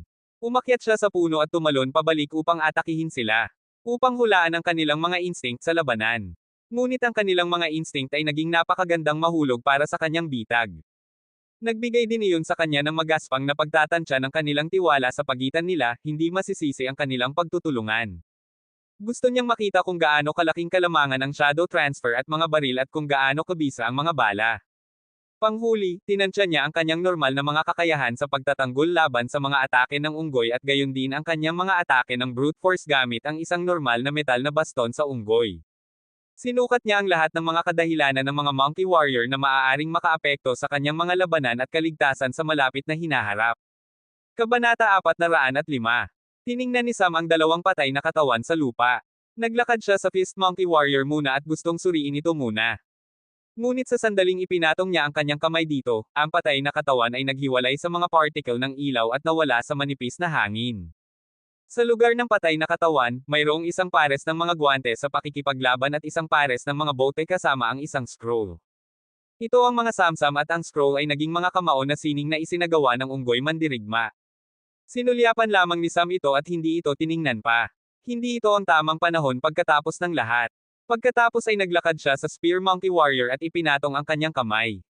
Nawala ang katawan sa parehong paraan na nag-iwan ng isang spear, isang pares ng mga bota, at isang scroll. Itinago ni Sam ang scroll at inilagay ang mga guwantes, sibat, at bote sa harap niya upang makita kung ano ang espesyal sa kanila. Hinahanap niya ang mapamaraan ng mga unggoy. Kung ang mga unggoy ay sapat na mapamaraan upang makakuha ng mataas na antas na inskripsyon o mas malala pa ang mga porma sayon at tulad nito na nakasulat sa kanilang mga sandata at accessories, kung gayon kailangan niyang muling suriin ang kanilang mga lakas sa larangan ng digmaan. Ngunit hindi siya nakahanap ng isang solong rune sa lahat ng mga ito, ngunit nakahanap siya ng ibang bagay. Ang mga ito ay gawa sa isang napakataas na antas ng metal. Black Star Gold. Ang metal ay kapantay ng meteorite sands. Ang mga metal na ito bagaman ay walang kasing daming katangian tulad ng meteorite sand. Ang metal ay may isa lamang sa pag-aari, mataas na lakas. Halos hindi ito masisira. Ito ay itim sa kulay at tulad ng meteorite sand, ang metal na ito ay lumalakas habang ang oras at espiritual na enerhiya ay ginagamit. Tulad ng para sa kung bakit ito tinawag na ginto. Iyon ay may kinalaman sa pinagmulan ng pagkuha ng metal na ito. Karamihan sa mga ito ay magagamit lamang sa mga likidong anyo. Sa katunayan, ito ay isang natural na nabuong halwang metal na kadalasang matatagpuan sa napakataas na temperatura na sona at palaging matatagpuan sa anyo ng lava na gininto ang kulay. Ang lugar na nakapalibot sa lava ay palaging sisikat na parang nasa presensya ng Starry Night. Iyon ang dahilan kung bakit may nagbigay ng pangalang ito dito. Naramdaman ni Sam na maaaring masyadong tamad ang taong nagpangalan nito. Dahil kung magkano ang isang lava glow ay talagang maaaring maging katulad ng isang Starry Night. Hindi gaanong ginawa si Sam at itinago ang mga item. Dahil ang mga ito ay may mataas na kalidad, walang paraan na iiwan niya ang mga ito dito. Sinusubukan pa nga niyang tingnan kung mahahanap niya ang iba pang mga kandidato na walang alam tungkol sa Black Star Gold na ito at linlangin sila. Ngunit ginagawa siyang isang pampublikong kaaway nito. Kailangan niyang hanapin ang lahat ng iba at talunin sila bago kunin ang mga item, may isa pang catch na hindi niya matatapos ang mga ito sa isang solong suntok. Ang lugar ay hindi lamang nagpapagaling ngunit dinadala din sila pagkatapos na sila ay nagtamo ng kritikal na pinsala. Pagkatapos nito, ginawa niya ang kanyang galaw. Hinawakan niya ang baston sa kanyang mga kamay. Para sa ibang mga cultivator na pumunta dito, dapat siyang makita bilang isang user ng baston. Habang dumaraan siya sa mga puno, may nararamdaman siya. Napansin din niya na may araw at gabi sa lugar na ito at lumulubog ang araw habang lumipas ang oras. Binago ni Sam ang kanyang direksyon at sumulong, pagkatapos ng 2 minuto, dumating siya sa isang lugar kung saan may isang grupo ng mga taong naglalaban. Hindi sila mula sa paksayon ng hayop, 3 tao lamang ang natitira sa paksayon ng hayop, ngunit ang grupong ito ay may 5 miyembro at mula sa kanilang mga abito, nahulaan niya na maaaring sila ay mula sa herb garden. Umakyat si Sam sa isang puno at pinagmasdan ang eksena ng mapagbantay. Ang 5 sa kanila ay nagtutulungan habang nakikipaglaban sila sa 3 monkey warrior. Ang 3 monkey warrior ay gumagamit ng espada at sibat at ang isa sa kanila ay tila mas mahusay sa mga galaw ng binti. Hindi siya nakialam. Mas mabuti kung ang parehong panig ay aalisin. Sinuri ni Sam ang mga miyembro ng herb garden, gusto niyang makita kung mayroong anumang mga pinili. Ang kanyang paunang hula ay mayroong 2 tao na pinili. Iyon ay dahil sa impormasyon na nakuha niya, mayroon lamang 3 token na lumitaw sa bawat pangunahing kapangyarihan, tulad ng para sa iba maaari lamang silang maging mga token mula sa nakaraang panahon, na nangangahulugang, sila ay mga pinili. 2 tao ang pinili mula sa isang solong pangunahing kapangyarihan. Siguro gusto ng mga Diyos na pumili sa kanila na magkaroon sila ng pinakamahusay na mapagkukunan ng panggamot. Ang labanan ay labis na mainit, bagaman tila may kalamangan sa bilang ang mga tao, ang kanilang pagtutulungan ay hindi eksaktong mahusay, sila ay labis na hindi organisado at sinisikap ng lahat na kontrolin at maging ang isa na mamuno sa koponan, na nagpapahirap sa kanila na makipagtulungan, tulad ng para sa mga monkey warrior sila ay tulad ng isang solong entidad. Madaling pinapagana ng 3 sa kanila ang 5, kung ang kanilang mga kalaban ay isang miyembro, kung gayon sana ay tagumpay na nila. Sa sandaling ito, kinilala nilang 5 na hindi sila mananalo at gustong tumakas. Ngunit kahit na noon ay mayroon silang magkakaibang opinyon. Kailangan nating maghiwa-hiwalay, kaya't maghihiwalay din sila. Sabi ng isa sa kanila. Hindi kailangan nating manatiling magkasama kung hindi ay hindi natin magagawang panindigan ang ating sarili laban sa isa pang koponan na tulad nito. Tiningnan sila ni Sam ng mahinahon, ang dalawang taong ito ang sumusubok na maging pinuno ng grupo at ngayon ang grupo ay tila nasa labis na pagkalito. Hindi nila alam kung sino ang dapat nilang pakinggan at ang isa na nagsabi na dapat silang maghiwa-hiwalay, ay nagalit at sinabi. Maaari kayong mamatay sa inyong sarili. Sa ganoon ay hindi siya huminto at hayaan, ang iba pang apat ay tumakbo sa ibang direksyon nang hindi nagmamalasakit sa taong iyon. Naghiwalay din ang mga unggoy mandirigma. Sinundan ng isa sa kanila ang nag-iisang at ang dalawa pa ay sumunod sa natitirang grupo. Naghintay si Sam ng kaunti at nagpa siya na sundan ang isang tao. Kung siya ang pinili, gustong makakuha ng ilang impormasyon si Sam. Sa unang palasyo ng mana, nakita niya ang mga tato ngunit hindi niya napagmasdan ng mabuti upang makakuha ng anumang anyo ng impormasyon mula rito, maliban sa tato ni Arman iyon din dahil ang nakaraang palasyo ay pag-aari ni Indra. Sa pagkakataong ito, mas marami siyang nalalaman at nakumpirma ang maraming espekulasyon pagkatapos ng kanyang pakikipag-usap kay Ling Tian kamakailan. Naunawaan niya na ang iba ay nakakakuha rin ng ilang impormasyon na nakuha ni Sam.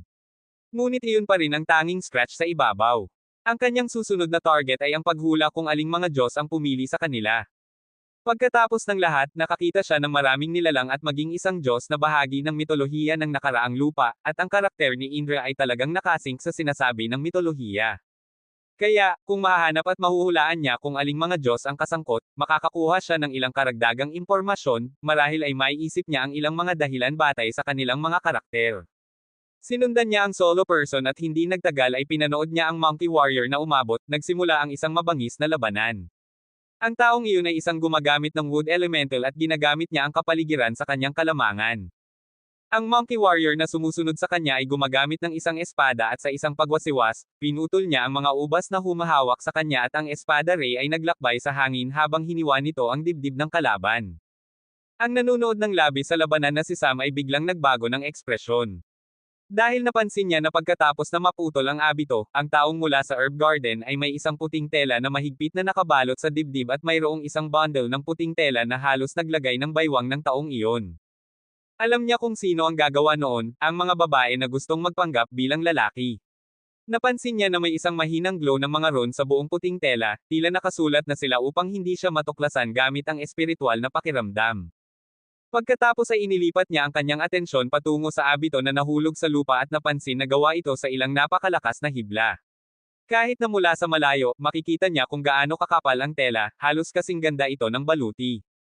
Ngunit kahit na ang baluti ay ganap na nawasak ng mandirigma sa isang solong pagwasiwas na isinasaalang-alang. Tiningnan lamang ni Sam ang labanan, ang babae mula sa herb garden na nagpapakita sa kanyang sarili bilang isang lalaki, ay tila naging seryoso at biglang nagsimulang gumalaw ang nakapalibot na mga puno, damo, at lahat ng flora. Sumimangot ang Monkey Warrior at ang espada aura ay bumulwak mula sa kanyang katawan. Siya ay labis na mapagbantay. Gumagalaw din ang puno na inupuan ni Sam at lahat ng ugat, baging, at lahat ng bagay na nababaluktot sa malapit ay gumagalaw patungo sa Monkey Warrior na parang baliw. Sinimulan ng Monkey Warrior na pagtuunan ng pansin ang kanyang espiritual na enerhiya sa isang malaking atake at sa isang solong pagwasiwas, pinutol niya ang kalahati ng puno sa paligid niya, mayroong isang malakas na pagbagsak, ngunit sa kanyang pagkadismaya, nabigitan na siya ng natitirang kalahati. Sinimulan ng mga puno na sipsipin ang sigla ng unggoy at ang kanyang katawan ay tila natuyo. Tinitingnan ng babae ang Monkey Warrior ng malamig at pagkatapos ay lumingon siya patungo sa direksyon kung saan nakatayo si Sam at sumigaw. Plano mo bang lumabas o dapat kitang hilahin palabas? Bumalik ang kanyang boses sa kanyang orihinal na boses, hindi niya nakita ang anumang dahilan upang magpatuloy sa mga kilos, dahil nakita na ni Sam ang buong labanan. Lumabas si Sam na may hawak na baston sa kanyang kamay. Nakuha na niya ang impormasyon na kailangan niya, hindi lamang siya isang babae, isa rin siyang pinili. Dati nang nakatalikod sa kanya si Sam, nakita niya ang outline ng tato ng bilog sa kanyang likod. Ang itaas na bahagi sa kanya ay natatakpan ng tela. Nailantad ng tela ang rehiyon ng collarbone at ang katapat nito sa kanyang likod kung saan nakikita ang maliit na arc ng bilog. Alam niyang siya ay isang pinili, ngunit mayroon lamang isang bagay na kailangan niyang malaman, ano ang tato sa kanyang likod. Kabanata 406. Nagtinginan si Sam at ang babae, tense ang kapaligiran.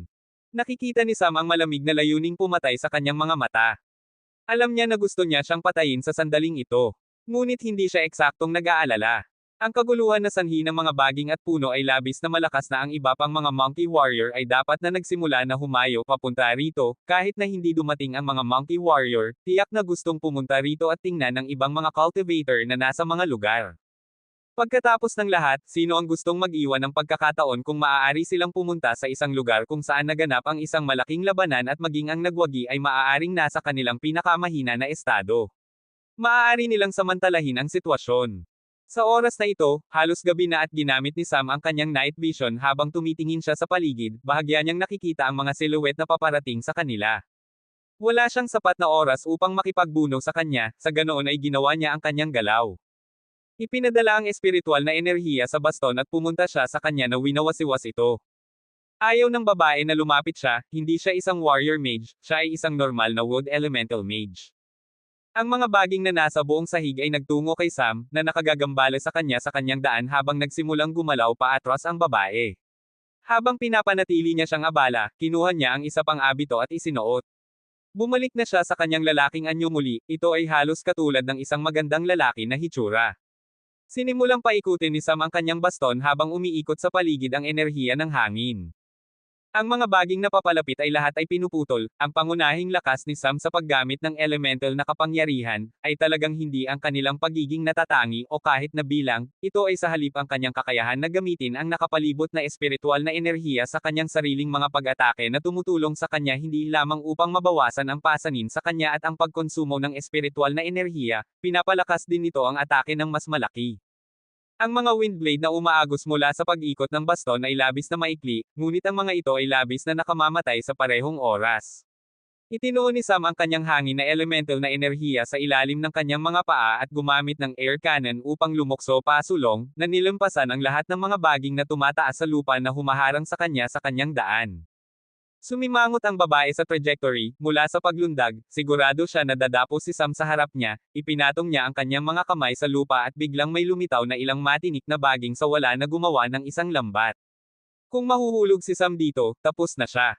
Ngunit bago siya dumapo, biglang nagpakawala si Sam ng isa pang air cannon na talagang napakaliit, ngunit nagpadapong ito sa kanya kung saan niya eksaktong gustong lumapag, sa likod ng babae, nahuli siya nito, natanto niya agad ang sitwasyon kung nasaan siya at nagsimulang pagtuunan ng pansin ang espiritual na enerhiya sa kanyang likod upang ipagtanggol ang atake. Wala siyang oras upang lumingon. Itinuon ni Sam ang espiritual na enerhiya sa dulo ng baston habang iwinasiwas niya ito sa kanyang likod. Ang atake ay hindi ganoon kahirap, nagulat pa nga ang babae na mahina ang atakeng iyon, ngunit bigla niyang napansin na tumigil sa paggana ang mga ron sa puting tela. Pinalabas ni Sam ang kanyang espiritual na pakiramdam at sinuri ang kanyang likod. Nakita niya ang tato. Ito ay isang simbolo kung saan ang babae ay eleganteng nakatayo sa gitna ng mga halaman habang lumalaki ang mga ito patungo sa kanya, mayroong ilang mga baging na nakapulupot sa kanya, ngunit hindi tila sila ay nagbubuklad sa kanya, sa halip ito ay halos tila siya ay niyakap ng mga ito. Binawi ni Sam ang kanyang espiritual na pakiramdam, tinaklan din ng babae ang kanyang buong katawan gamit ang kanyang sariling kalooban nang mapansin niya na sinusuri ng espiritual na pakiramdam ni Sam ang kanyang likod. Napansin niya ang tato na iyon at tila nakita niya ito kanina, lumaki ang kanyang mga mata. Magandang tato. Gusto ko ang mga babae kapag mayroon silang mga tato. Sabi ni Sam sa isang mahinang boses. Nabawasan ang pagkabigla ng babae pagkatapos makinig sa kanyang mga salita. Sa isang sandali, inisip niya na katulad din niya si Sam. Nang lumusot siya sa nascent stage, muli niyang kinausap ang nilalang na iyon at gusto niyang makita kung paano nagagawa ang iba. Ngunit hindi niya alam kung paano makilala ang mga ito. Ngayon naalala lamang niya ang tato na lumitaw sa nakaraang palasyo ng mana. Nang gustong makita ito ni Sam, halos inisip niya na bahagi siya sa kanila, ngunit binuwag ng kanyang mga salita ang kanyang mga iniisip, partikular nang makita niya ang mga mata ni Sam na puno ng pagnanasa habang sinusukat niya siya. Tama, tinitingnan siya ni Sam tulad ng isang Meniochis at sinusukat siya na parang gusto niya siyang kainin. Lumamig ang kanyang ekspresyon at biglang gumawa siya ng isang galaw na si Sam ay labis na malapit sa kanya sa sandaling ito at ang thorny vine net na nilikha niya ay biglang gumalaw, direktang pinalibutan nito si Sam at ang mga tinek ay direktang pumasok sa kanyang katawan habang tumatagos sila. Napansin ni Sam na may ilang mga lila na linya na lumitaw malapit sa pagtagos. Sumimangot siya at tumingin sa babae, na ang pagkabigla ay ganap na nawala, at layuning pumatay lamang ang nanatili. Ganap na pinalibutan ni Sam ang mga baging na humahawak pa rin sa kanya gamit ang kanyang espiritual na enerhiya at sa isang pag-iisip lamang, napunit ang mga ito sa maliliit na piraso, halos naghiwalay. Ito ang mabilis na bersyon ng kanyang normal na paghihiwalay. Sa sandaling ginawa niya iyon, nawala rin ang mga lila na linya sa kanyang katawan, ang kanyang Hydra bloodline ay umiikot sa buong katawan niya. Nagulat ang babae. Paano mo ito matatanggap? Hindi mo posibleng malaman ang panlaban sa aking lason. Sabi niya habang itinuturo niya ang kanyang daliri sa kanya. Hindi binigyan ni Sam ng pagkakataon, iwinasiwas pataas ang kanyang baston at tumaman ng direkta sa kanyang kilikili, habang nakakaramdam ng pamamanhid ang kanyang braso, direktang binangga ni Sam ang baston sa kanyang kasukasuan ng balikat. Ngunit hindi ito isang normal na suntok, ang wind element ay bumuo ng isang napakakonsentradong wind cannon bago ang contact. Naramdaman ng babae na nanginginig ang kanyang buong kalansay, narinig niya ang isang crack sa kanyang mga buto sa balikat, at hindi gagana ang kanyang braso anumang oras sa lalong madaling panahon. Ngunit hindi pa ito tapos. Bago niya namalayan, dumating ang baston mula sa kabilang panig, na direktang tumama sa kanyang kaliwang tiyan. Naramdaman niyang gusto niyang isuka ang kanyang mga bituka. Gustong tapusin siya ni Sam sa sandaling ito, ngunit bigla niyang nakita siyang may kinukuha. Sa sandaling bumagsak siya, iba't ibang mga baging ang lumitaw at kasama nito, isang puno ang lumabas agad sa lupa na lahat sila ay pumulupot kay Sam. Hindi nila siya inaatake. Tinitiyak lamang nila na hindi siya gumalaw man lang. Hindi nagpakumbaba si Sam tungkol dito, ang mga ito ay mga nauubos at panandalian, ang kailangan lang niya ay isang wind cannon upang pasabugan ang mga ito. Pauusigin na niya sana siya, ngunit nakaramdam siya ng ilang paggalaw at napagtanto na may paparating, gusto niyang umalis, ngunit bago iyon, tumakbo siya patungo sa bangkay ng unggoy mandirigma.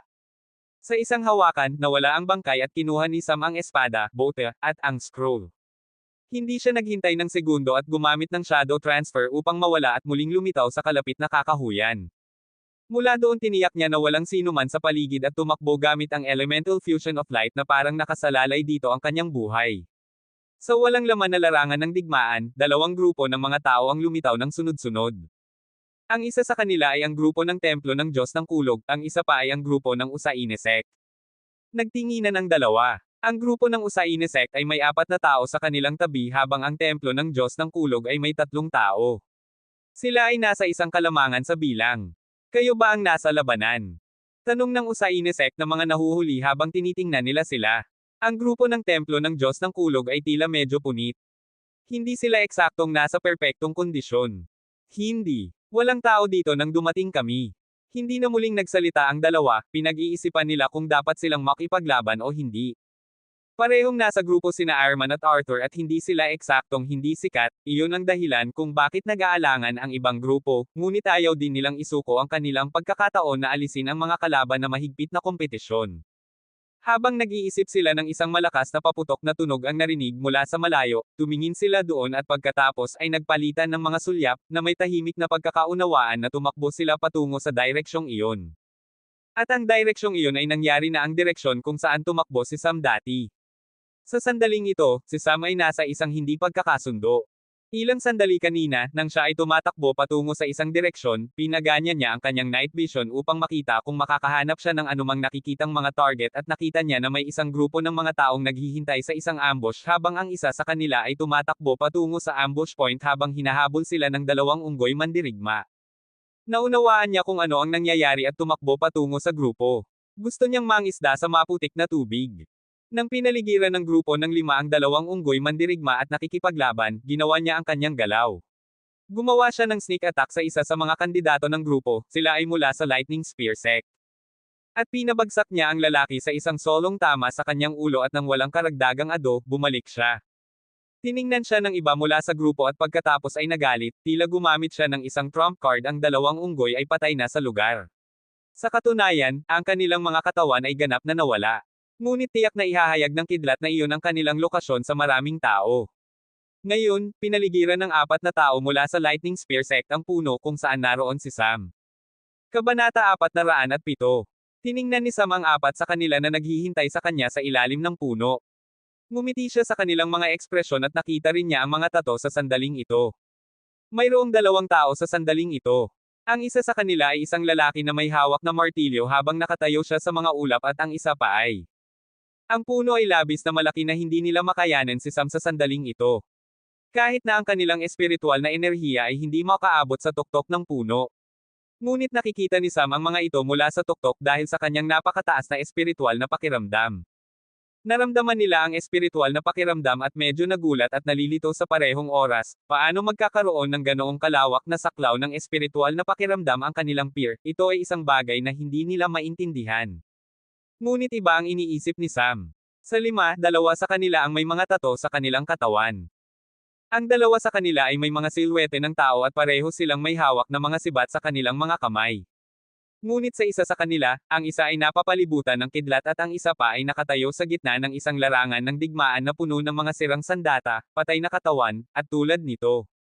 Ang Lightning Spear Sect ay talagang isang sekta na dalubhasa sa dalawang bagay, ang isa sa mga ito ay ang elemento ng kidlat at ang iba pang sining ng sibat. Ang dalawang kandidato na ito ay tila nagtataglay ng pareho sa kanila. Ang taong sumalakay sa mga unggoy na may isang lihim na sining ay ang Lightning Spear 1. Siya rin ang pinakamahina sa sandaling ito. Sa sandaling ito, tumingin si Sam patungo sa abot tanaw, mula sa kung saan nagmumula ang mga tao mula sa Usaine Sect at ang Thunder God Temple. Nakikita niya sila dahil sa night vision at hinihintay niya silang dumating. Hanggang noon, ang lahat ng kanyang mga layunin ay sayangin ang oras nang hindi gumagawa ng isang galaw. Sa sandaling ito, malamig na nagtanong ang Spear Tattooed Guy. Sino ka? Saang pangunahing kapangyarihan ka nagmula? Hindi sumagot si Sam doon. Malamig na sinabi ng Lightning Spear Tattooed Guy. Bakit ihahayag ng isang duwag na nagtakip ng kanyang mukha kung saang paksayon siya nagmula? Tila sinusubukan niyang pukawin si Sam. Tumawa lang si Sam sa pagtatangkang ito. Ang mga bagay na ito ay talagang mukhang hanggal sa kanya. Nanatili lamang siya doon sa loob ng ilang segundo. At hindi nagtagal na walan sila ng pasensya at inihagis ng Lightning Spear Guy ang isang sibat ng kidlat sa kanya. Ito ay isang labis na puro na pag-atake at ang kapangyarihan ay talagang medyo mahusay. Ang puno ay masisira at babagsak si Sam kahit na nagawa niyang ilagan iyon. Ngunit hindi ginawa ni Sam iyon, sa halip ay itinoon niya ang kanyang sariling kidlat na enerhiya sa kanyang kaliwang kamay. Ito ay pilak sa kulay at ito ay labis na puro at matatag, hindi katulad ng magulong kidlat. Ito ang kontrol ni Sam upang hindi malantad ang elemento ng kidlat. Ito ay magiging maliwanag lamang kung siya ay sumalakay. Kung pananatilihin niya lamang ito ng ganito hindi ito makikita. Iniunat niya ang kanyang kamay at hinuli ng direkta ang sibat. Ngunit hindi niya nagawang mahigpit na mahawakan ito. Dahil wala siyang matatag na suporta sa ilalim ng kanyang mga binti, hindi niya nagawang maglapat ng labis na puwersa. Bahagya siyang lumipad pataas kasama ng spear. Ngunit hindi nag-alala si Sam, walang pinsala. Hinawakan niya ang sibat sa kanyang mga kamay at tiniyak na ang konsentrasyon ng kidlat dito ay hindi mawawala at itinutok ito sa ibang lugar habang dumadapo siya sa puno. Sumimangot ang 4 sa kanila sa pagkalito habang tinitingnan nila ang direksyon at natakot sila nang makita nila ang eksena. 7 tao ang nagmumula sa direksyong iyon at eksaktong dumapo ang spear bago ang kanilang mga paa. Si Sam na kada rating lamang sa puno ay wala na doon. Naging anino siya at lumitaw sa isa pang puno na medyo mas malalim sa kakahuyan.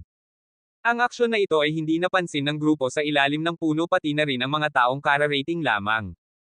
Habang lumilinaw ang alikabok, gustong ipaliwanag ng mga miyembro ng Lightning Spear Sect, ngunit hindi sila nagkaroon ng pagkakataon sa 7 sa kanila na medyo malayo pa rin sa kanila ay nagsimula ng ihanda ang kanilang mga pag-atake. Lumipad ang mga malayo ang pag-atake. Sa una, gustong magpaliwanag ng grupo, ngunit nang sila ay inatake ang kanilang marupok na mga ego ay naging mas mahusay sa kanila at gumanti rin sila sa kanilang sariling mga atake. Umupo si Sam sa puno at tiningnan sila na may ngiti sa ilalim ng kanyang takip. Maliliit na bata, hindi pa rin alam kung paano panatilihing nakontrol ang kanilang mga ego. Mula sa simula, ginawa ni Sam ang larong ito sa kanilang mga ego.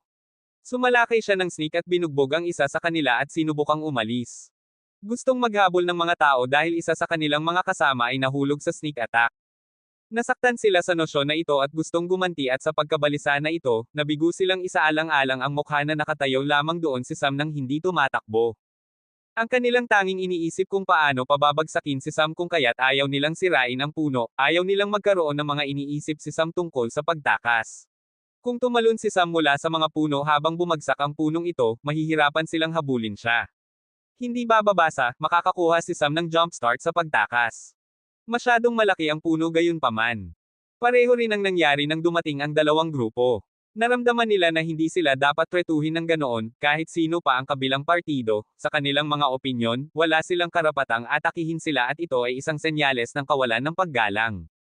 Iyon ang dahilan kung bakit inatake nila silang pabalik. At inatake sila muli ng Lightning Spear Sect Group.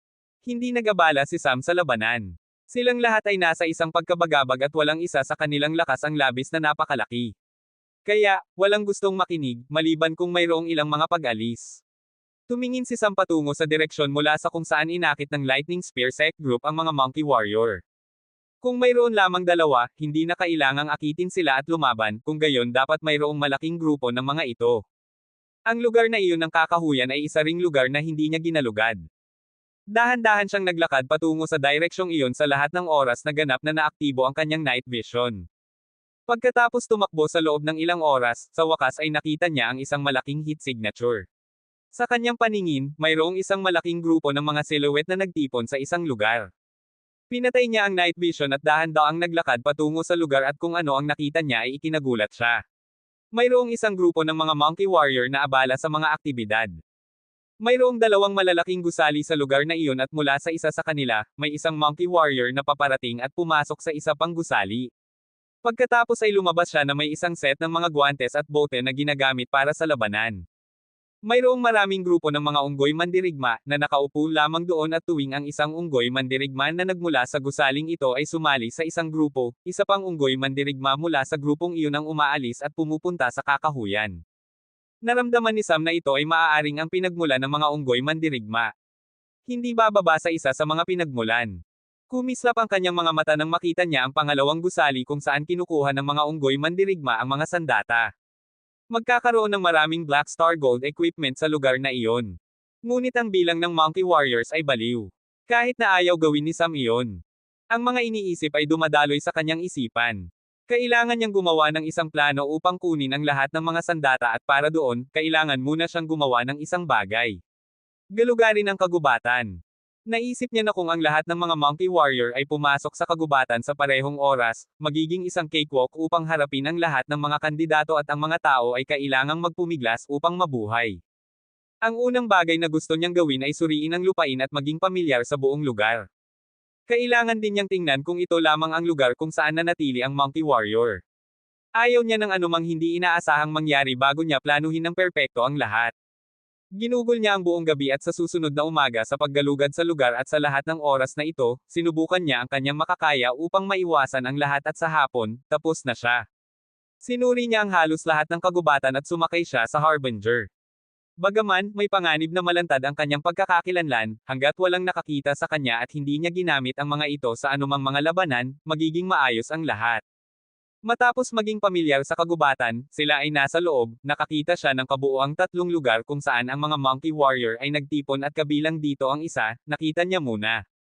Hindi lamang iyon, naobserbahan rin niya na napansin din ng iba pang mga grupo ng mga tao ang mga lugar na ito at sinusubukang mag-isip ng mga paraan upang harapin ang mga ito. Ngunit sa ngayon, ang maaari lamang nilang gawin ay subukan at akitin ang mga unggoy at subukang harapin ang mga ito ng paunti-unti. Ngunit napansin nila na ang mga Monkey Warrior ay lumilitaw mula sa gusaling iyon na nagbubuo ng bilang na iyon. Ang gusali ay halos katulad ng isang pabrika ng Monkey Warriors. Sa isang sandali, pinalamig ang lahat ng mga salungatan sa pagitan ng mga grupo. Nakita pa nga niya ang Lightning Spear Sect, ang templo ng Diyos ng Kulog, at maging ang Usaines Sect na sumasali sa mga puwersa, tila nahinto ang kanilang labanan pagkatapos nilang maabot ang isang hindi pagkakasundo sa pagitan ng kanilang mga sarili. Kabanata 408.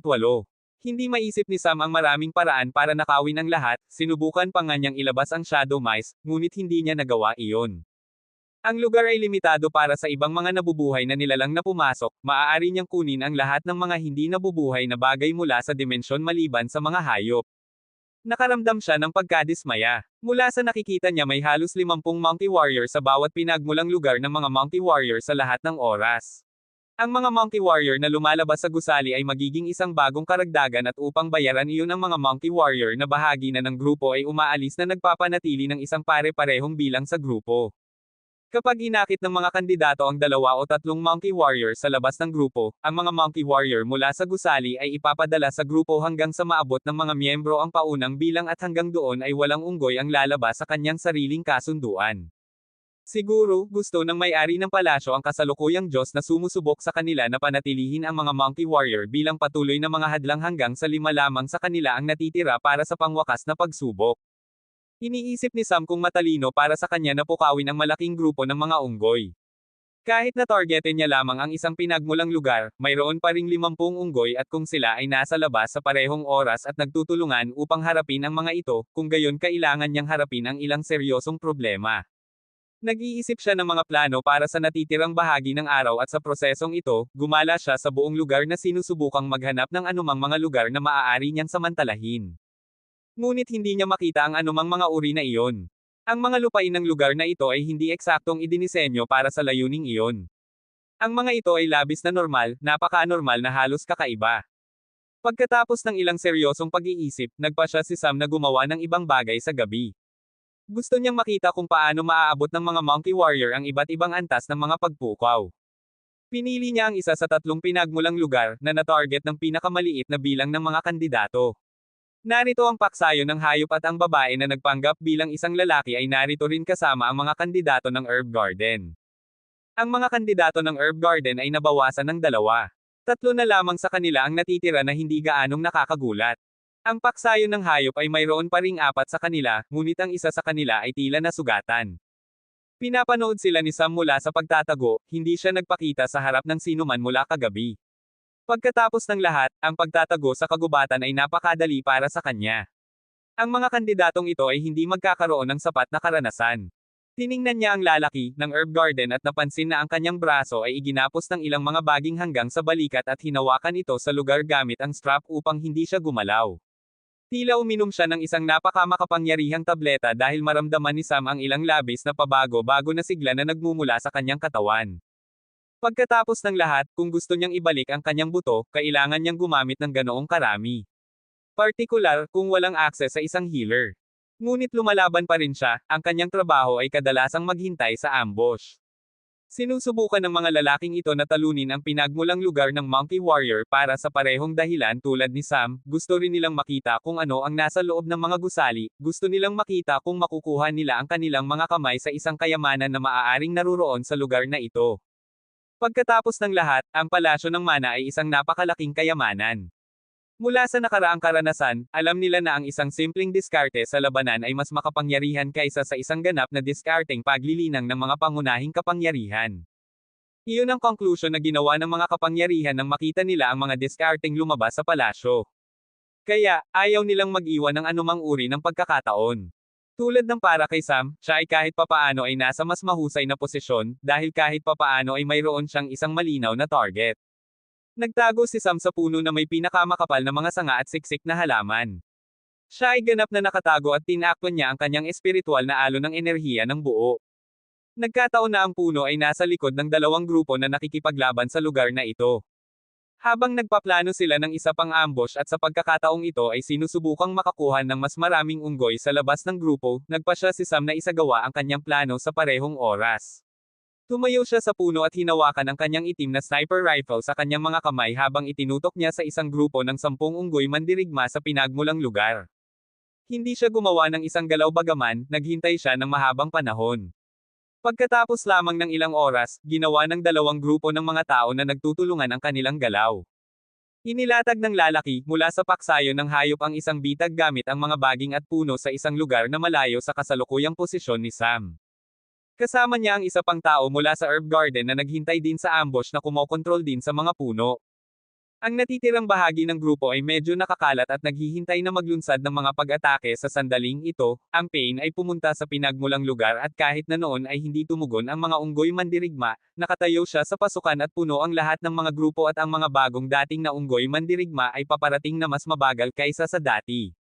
Itinutok ng Pain ang 4 na Windblade at inatake ang 4 na unggoy mandirigma sa grupo ng 10.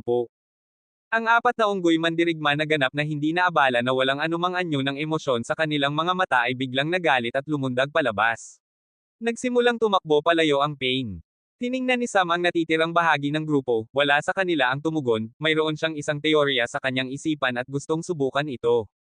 Itinutok niya ang rifle at binaril ang isang unggoy mandirigma pagkatapos umalis ang Pain at ang humahabol na mga unggoy mandirigma sa mga lugar.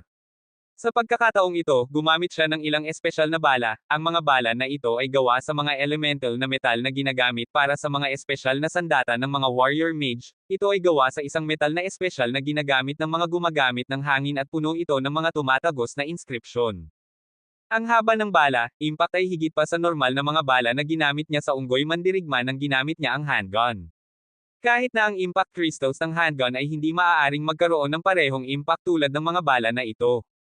Dumiretso ang bala sa kamay ng unggoy mandirigma at tumama sa isang bato sa likod nito, mayroong malaking butas sa kamay at isang tipak ng laman ang pinasabog dahil sa heave penetrating force ng hangin kasama ang bala.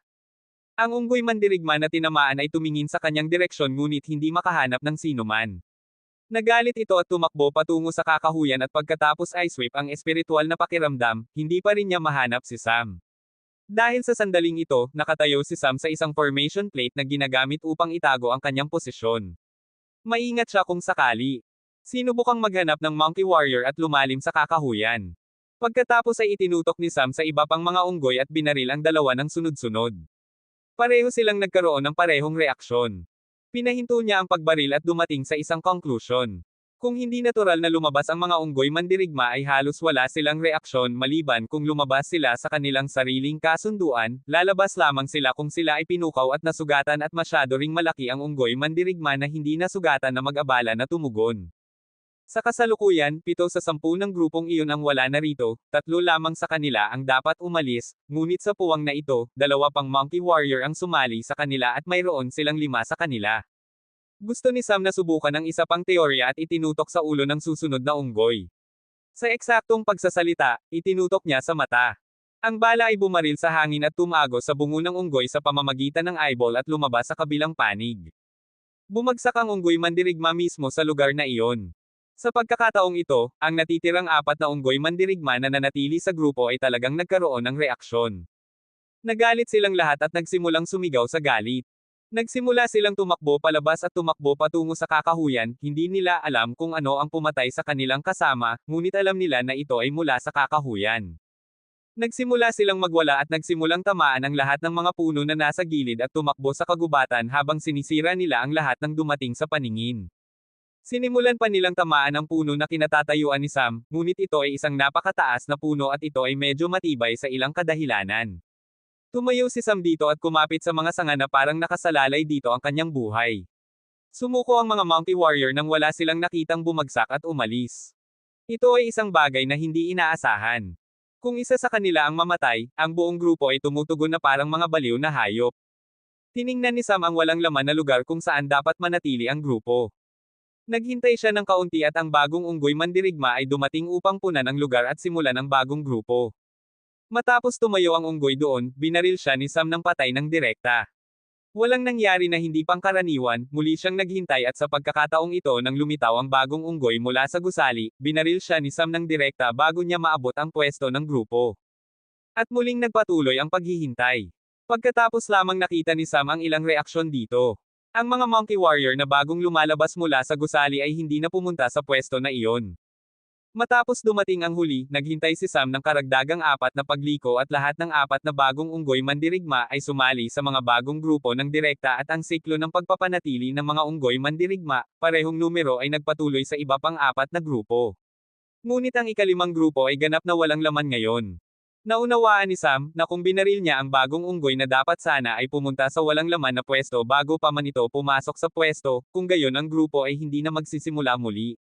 Ito ay parang ang unggoy mandirigma na iyon ay isang babala para sa iba sa kanila at hindi na sila pupunta sa lugar na ito. Habang nakakuha si Sam ng maraming impormasyon sa lugar na ito, ang iba pang mga tao na nag-ambush sa 4 na unggoy mandirigma ay nahaharap sa galit ng natitirang bahagi ng mga unggoy mandirigma na lumabas dahil sa mga eksperimento ni Sam. Kabanata 409. Nakatayo pa rin si Sam sa puno at nag-iisip kung ano ang susunod na gagawin. Ngunit ang mga tao mula sa paksayo ng hayop at ang herb garden ay nagkakaroon ng pinakamahirap na panahon sa kanilang buhay. Ang kanilang unang ambush sa 4 na unggoy mandirigma ay talagang hindi isang bagay na mahirap at ito ay mahusay na binalak na humantong sa kanila sa labis na tagumpay. Natapos nila ang gawain na may pinakamababang pinsala at gustong harapin ang natitira sa parehong paraan. Gusto pa nga nilang dagdagan ang bilang ng mga Monkey Warrior na kanilang inakit. Ngunit sa sandaling iyon, isang unggoy mandirigma ang tumatakbo patungo sa kanila, na may sugat sa kanyang kanang kamay at nang makita sila ng unggoy mandirigma, nagalit ito ng walang anumang anyo ng pag-aatubili. Nasasaktan ng labis ang unggoy mandirigma at wala itong pakialam sa bilang ng mga kalaban na kanyang haharapin. Ang grupo na kada rating lamang ay nakatingin sa unggoy mandirigma na may kakaibang ekspresyon. Hindi nila alam kung saan nagmula ang unggoy mandirigma na ito. Pagkatapos ng lahat, dahil inakit nila ang apat sa kanila, kung gayon dapat itong tumagal ng ilang oras upang punan ng grupo bago lumabas ang mga unggoy mandirigma.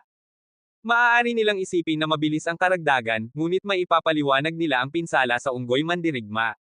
Bago sila mag-isip ng malalim tungkol dito, nagpasya silang pabagsakin muna ang unggoy, ngunit bago pa man sila gumawa ng isang galaw, nakita nila ang dalawa pang unggoy mandirigma na tumatakbo patungo sa kanila, sumimangot sila. Mayroon silang 7 sa kabuuan at kaya nilang harapin ang 3 sa kanila ng direkta, ngunit ang direktang paghaharap ay talagang matagal sa mga hayop na ito na may labis na mataas na paglaban, kailangan nilang gumamit ng mga trump card. Ngunit dahil naniwala sila na malinis ang lugar sa ibang tao, nagpasya silang harapin ang mga hayop, ngunit bago pa man nila bugbugin ang mga ito, nakakita sila ng isang bagay na kakilakilabot. Mayroong isang grupo ng 4 na unggoy mandirigma na ang kanilang mga mukha ay puno ng galit at pagkamuhi na tinatapakan ang lahat ng mga halaman at sinisira ang bawat puno na kaya nila sa kanilang daan. Hindi kakailanganin ang isang henyo upang malaman na ang mga hayop na ito ay nasa isang rampage at ang maliit na pagkagambala na ito ay nagpataw ng 3 hayop na gumanti. Ngayon mayroong 7 hayop para sa 7 cultivator, gusto man nila o hindi, kailangan nilang harapin ang hayop ng nag-iisa. Naramdaman nilang inis, ayaw nilang ubusin ang lahat ng kanilang lakas, bagaman ang mga unggoy mandirigma ay mahihirap na kalaban, matatalo nila ang mga ito sa isang one-on-one fight, ngunit ang labanang iyon ay magiging tulad ng isang labanan ng dalawang henyo, ito ay tatagal ng mahabang panahon at mas maraming enerhiya, iyon ang dahilan kung bakit gumamit sila ng ambush.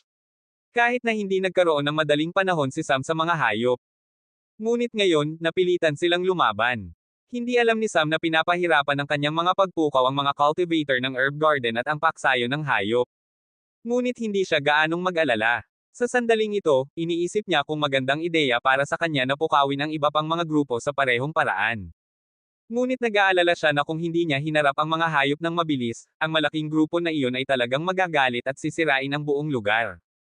Marami siyang paraan ng pagtakas, ngunit ayaw niyang gamitin ang mga ito, mas maraming kakayahan ang ginamit niya sa harap ng mga tao ng ibang mga pangunahing kapangyarihan, mas malamang na siya ay mahuli. Habang nagmumuni-muni siya, tumingin si Sam sa paligid. Gabi na at lumulubog na ang araw. Unti-unti itong dumidilim. Ginamit ni Sam ang night vision habang tumitingin siya sa paligid.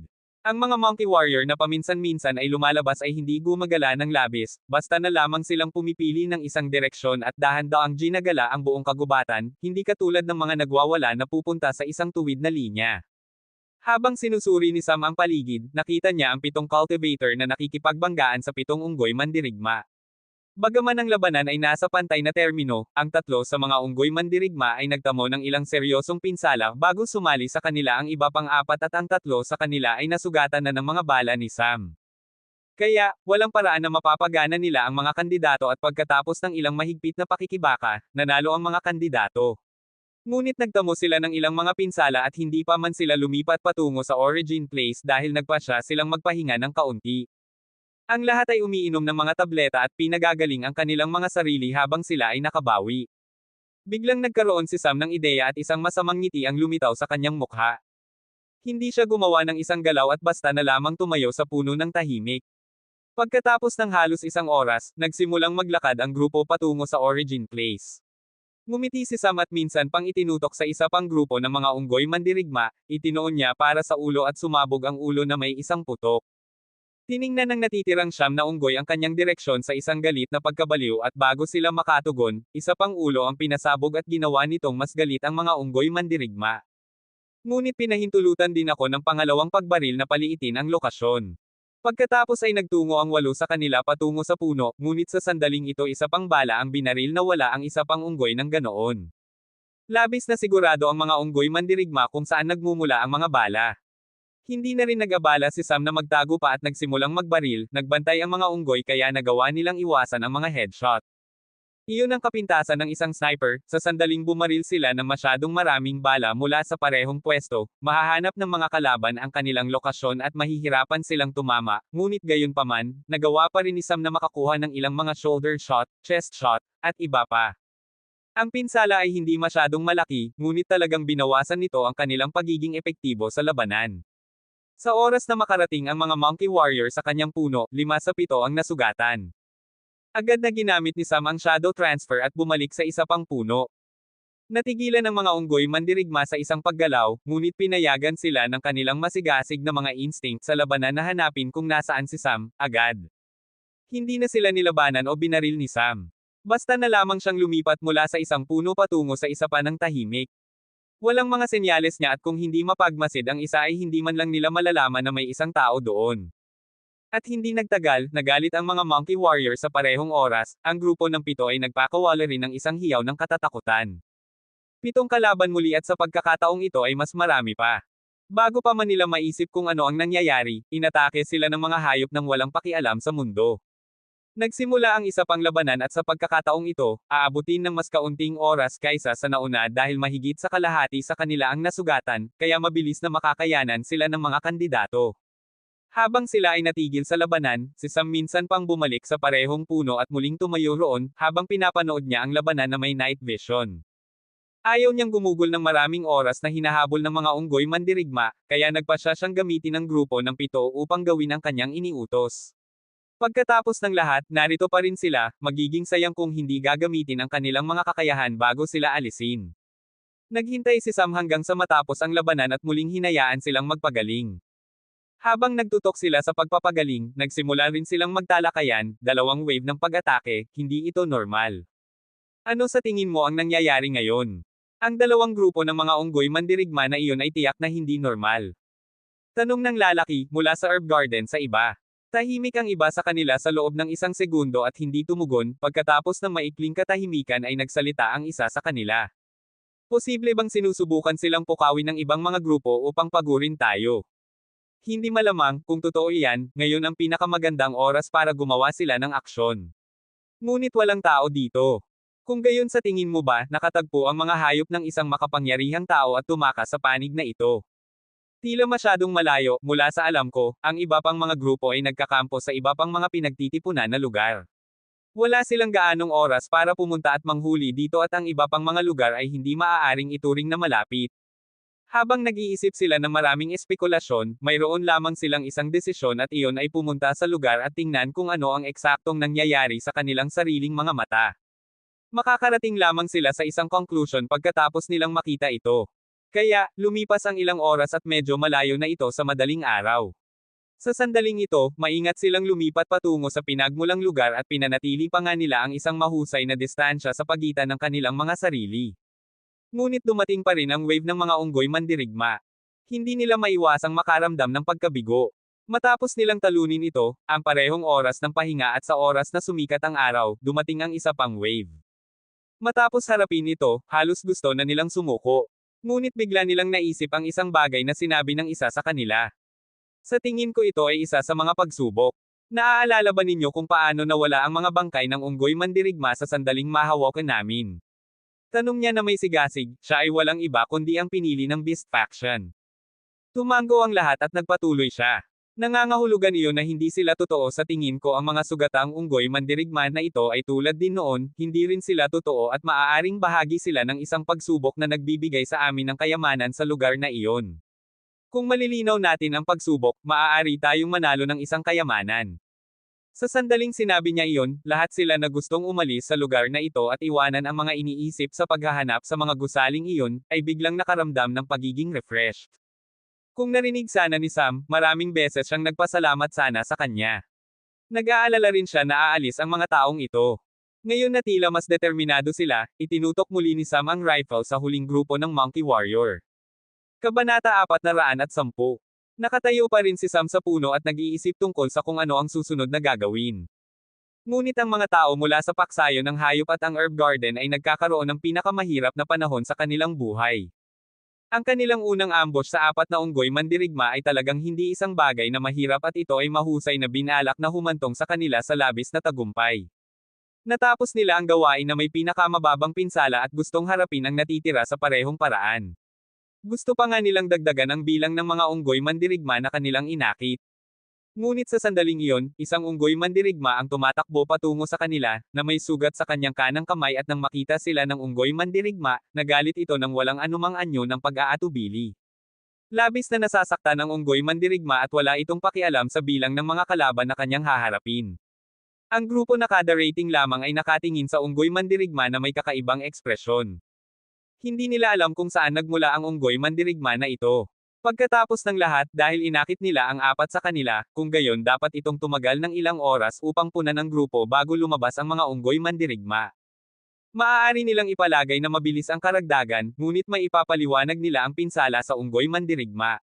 Bago sila mag-isip ng malalim tungkol dito, nagpasya silang pabagsakin muna ang unggoy, ngunit bago pa man sila gumawa ng isang galaw, nakita nila ang dalawa pang unggoy mandirigma na tumatakbo patungo sa kanila, sumimangot sila. Mayroon silang 7 sa kabuuan at kaya nilang harapin ang 3 sa kanila ng direkta, ngunit ang direktang paghaharap ay talagang matagal sa mga hayop na ito na may labis na mataas na paglaban, kailangan nilang gumamit ng mga trump card. Ngunit dahil naniwala sila na malinis ang lugar sa ibang tao, nagpasya silang harapin ang mga hayop, ngunit bago pa man nila bugbugin ang mga ito, nakakita sila ng isang bagay na kakilakilabot. Mayroong isang grupo ng 4 na unggoy mandirigma na ang kanilang mga mukha ay puno ng galit at pagkamuhi na tinatapakan ang lahat ng mga halaman at sinisira ang bawat puno na kaya nila sa kanilang daan. Hindi kakailanganin ang isang henyo upang malaman na ang mga hayop na ito ay nasa isang rampage at ang maliit na pagkagambala na ito ay nagpataw ng 3 hayop na gumanti. Ngayon mayroong 7 hayop para sa 7 cultivator, gusto man nila o hindi, kailangan nilang harapin ang hayop ng nag-iisa. Naramdaman nilang inis, ayaw nilang ubusin ang lahat ng kanilang lakas, bagaman ang mga unggoy mandirigma ay mahihirap na kalaban, matatalo nila ang mga ito sa isang one-on-one fight, ngunit ang labanang iyon ay magiging tulad ng isang labanan ng 2 henyo, ito ay tatagal ng mahabang panahon at mas maraming enerhiya, iyon ang dahilan kung bakit gumamit sila ng ambush. Kahit na hindi nagkaroon ng madaling panahon si Sam sa mga hayop. Ngunit ngayon, napilitan silang lumaban. Hindi alam ni Sam na pinapahirapan ng kanyang mga pagpukaw ang mga cultivator ng herb garden at ang paksayo ng hayop. Ngunit hindi siya gaanong mag-alala. Sa sandaling ito, iniisip niya kung magandang ideya para sa kanya na pukawin ang iba pang mga grupo sa parehong paraan.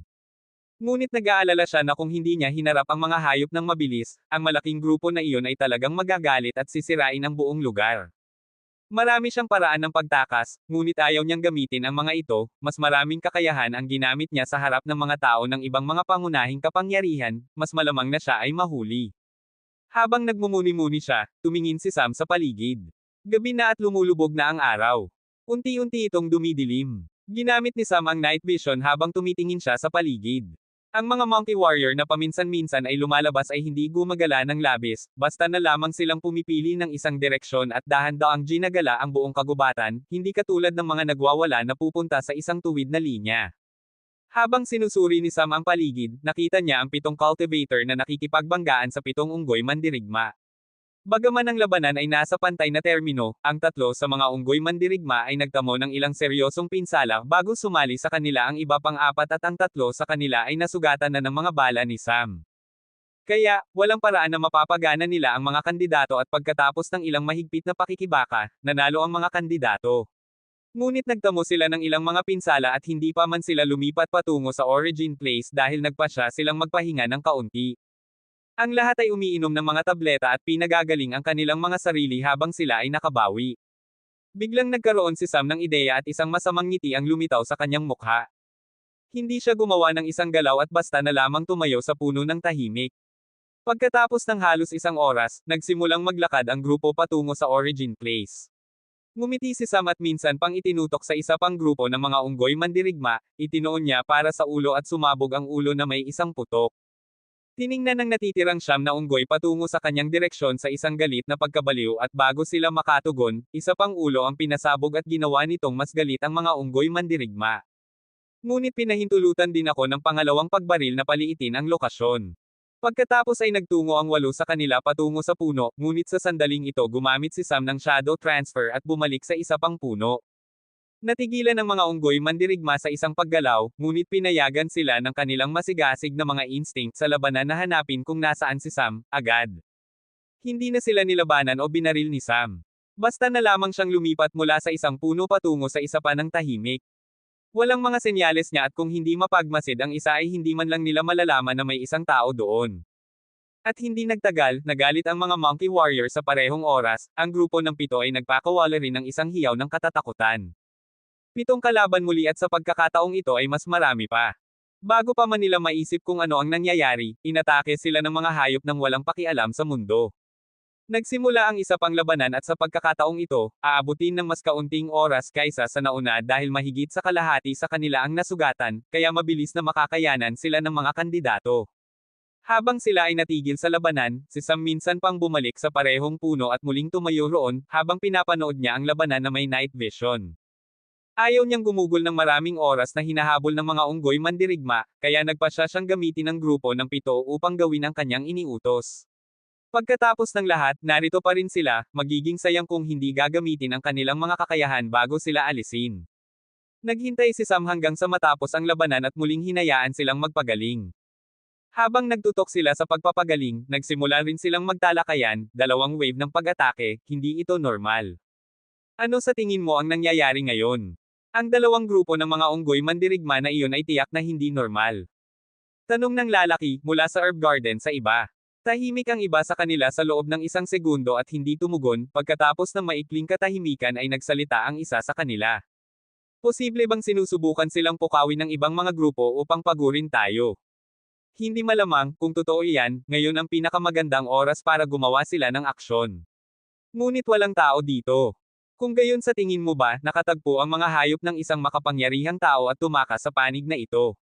Tila masyadong malayo, mula sa alam ko, ang iba pang mga grupo ay nagkakampo sa iba pang mga pinagtitipunan na lugar. Wala silang gaanong oras para pumunta at manghuli dito at ang iba pang mga lugar ay hindi maaaring ituring na malapit. Habang nag-iisip sila ng maraming espekulasyon, mayroon lamang silang isang desisyon at iyon ay pumunta sa lugar at tingnan kung ano ang eksaktong nangyayari sa kanilang sariling mga mata.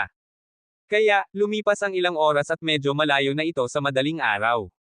Sa sandaling ito, maingat silang lumipat patungo sa pinagmulang lugar at pinanatili pa nga nila ang isang mahusay na distansya sa pagitan ng kanilang mga sarili. Ngunit dumating pa rin ang wave ng mga unggoy mandirigma. Hindi nila maiwasang makaramdam ng pagkabigo. Matapos nilang talunin ito, ang parehong oras ng pahinga at sa oras na sumikat ang araw, dumating ang isa pang wave. Matapos harapin ito, halos gusto na nilang sumuko. Ngunit bigla nilang naisip ang isang bagay na sinabi ng isa sa kanila. Sa tingin ko ito ay isa sa mga pagsubok. Naaalala ba ninyo kung paano nawala ang mga bangkay ng unggoy mandirigma sa sandaling mahawakan namin? Tanong niya na may sigasig, siya ay walang iba kundi ang pinili ng Beast Faction. Tumango ang lahat at nagpatuloy siya. Nangangahulugan iyon na hindi sila totoo sa tingin ko ang mga sugatang unggoy mandirigma na ito ay tulad din noon, hindi rin sila totoo at maaaring bahagi sila ng isang pagsubok na nagbibigay sa amin ng kayamanan sa lugar na iyon. Kung malilinaw natin ang pagsubok, maaari tayong manalo ng isang kayamanan.